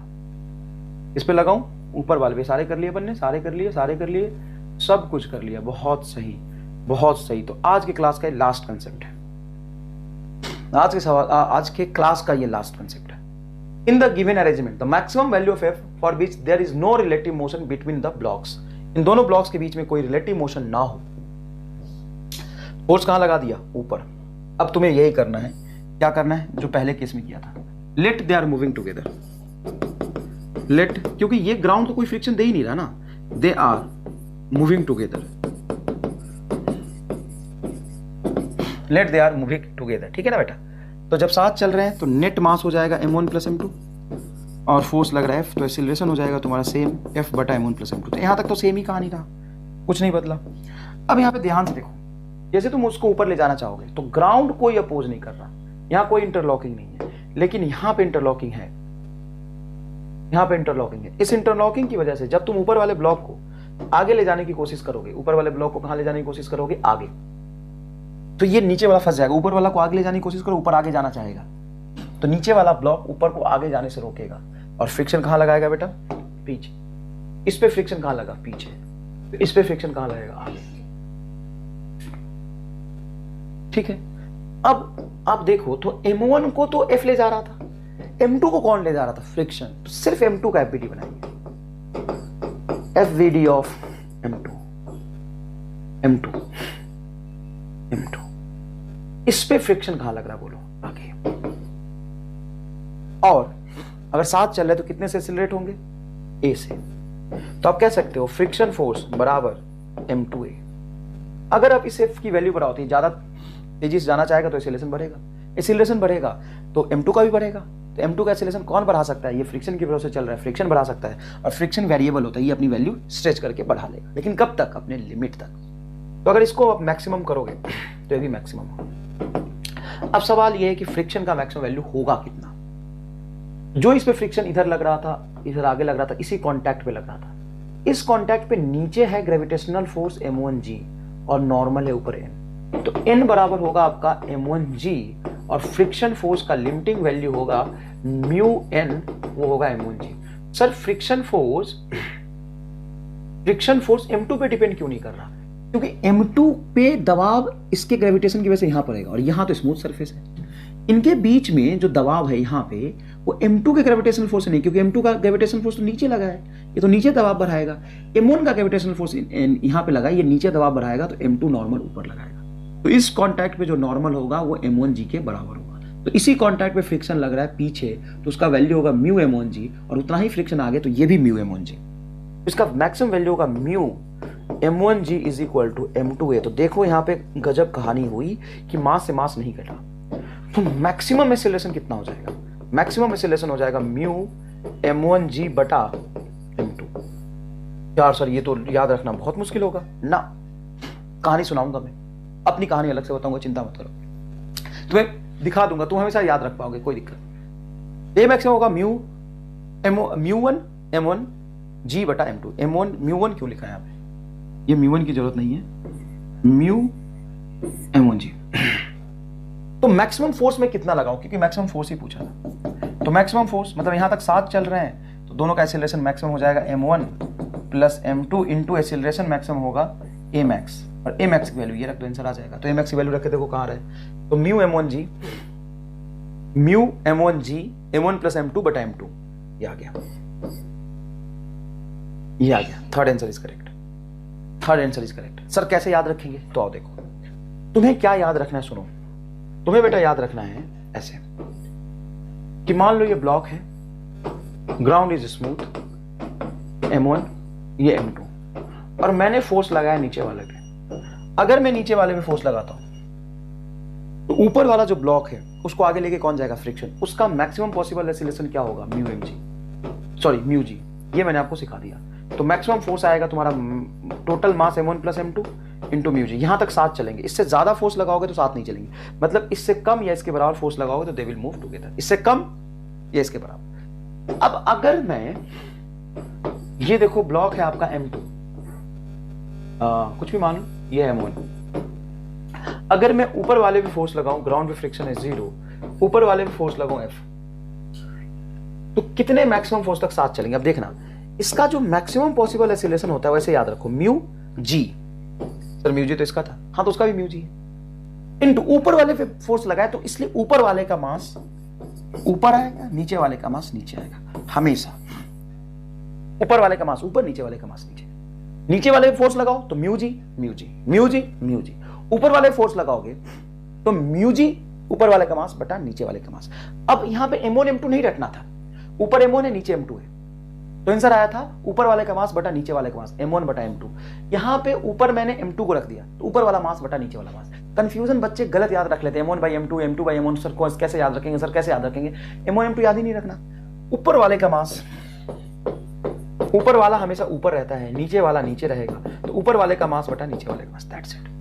अभी मान लो कोई फोर्स दिया, फिर अपन कैसे जस्टिफाई करेंगे? तो यहां पे जस्टिफाई करके दिखाया तो था, यहां पे जस्टिफाई करके दिखाया तो था कि 7 चलेंगे या नहीं चलेंगे, वो कहानी यहां पे बताई थी ना। वैसे ही एक फॉर्मूला चेंज हो जाएगा, यहां पे म्यू जी ऊपर वाले का मास बटा नीचे वाले का मास 2/3, तो यहां पे 2/3 कर देंगे, 4 2/3, तो 8/3 तक 7 चलेंगे। बस ये कहानी है। समझ में आया कि नहीं आया? सवाल सारे हो जाएंगे आपको, यहीं तक है फ्रिक्शन का कंसेप्ट। ध्यान से पढ़िए, जीपीपी का सवाल करिए। नेक्स्ट लेक्चर में हम लोग बहुत जबरदस्त कंसेप्ट पढ़ने वाले हैं, जो कि फिर से बच्चों को थोड़ा कम समझ में आता है, लेकिन मेरी गारंटी है कि आपको मोक्ष मिलेगा। और वो टॉपिक है सेंट्रीपिटल एंड सेंट्रीफ्यूगल फोर्स। धन्यवाद।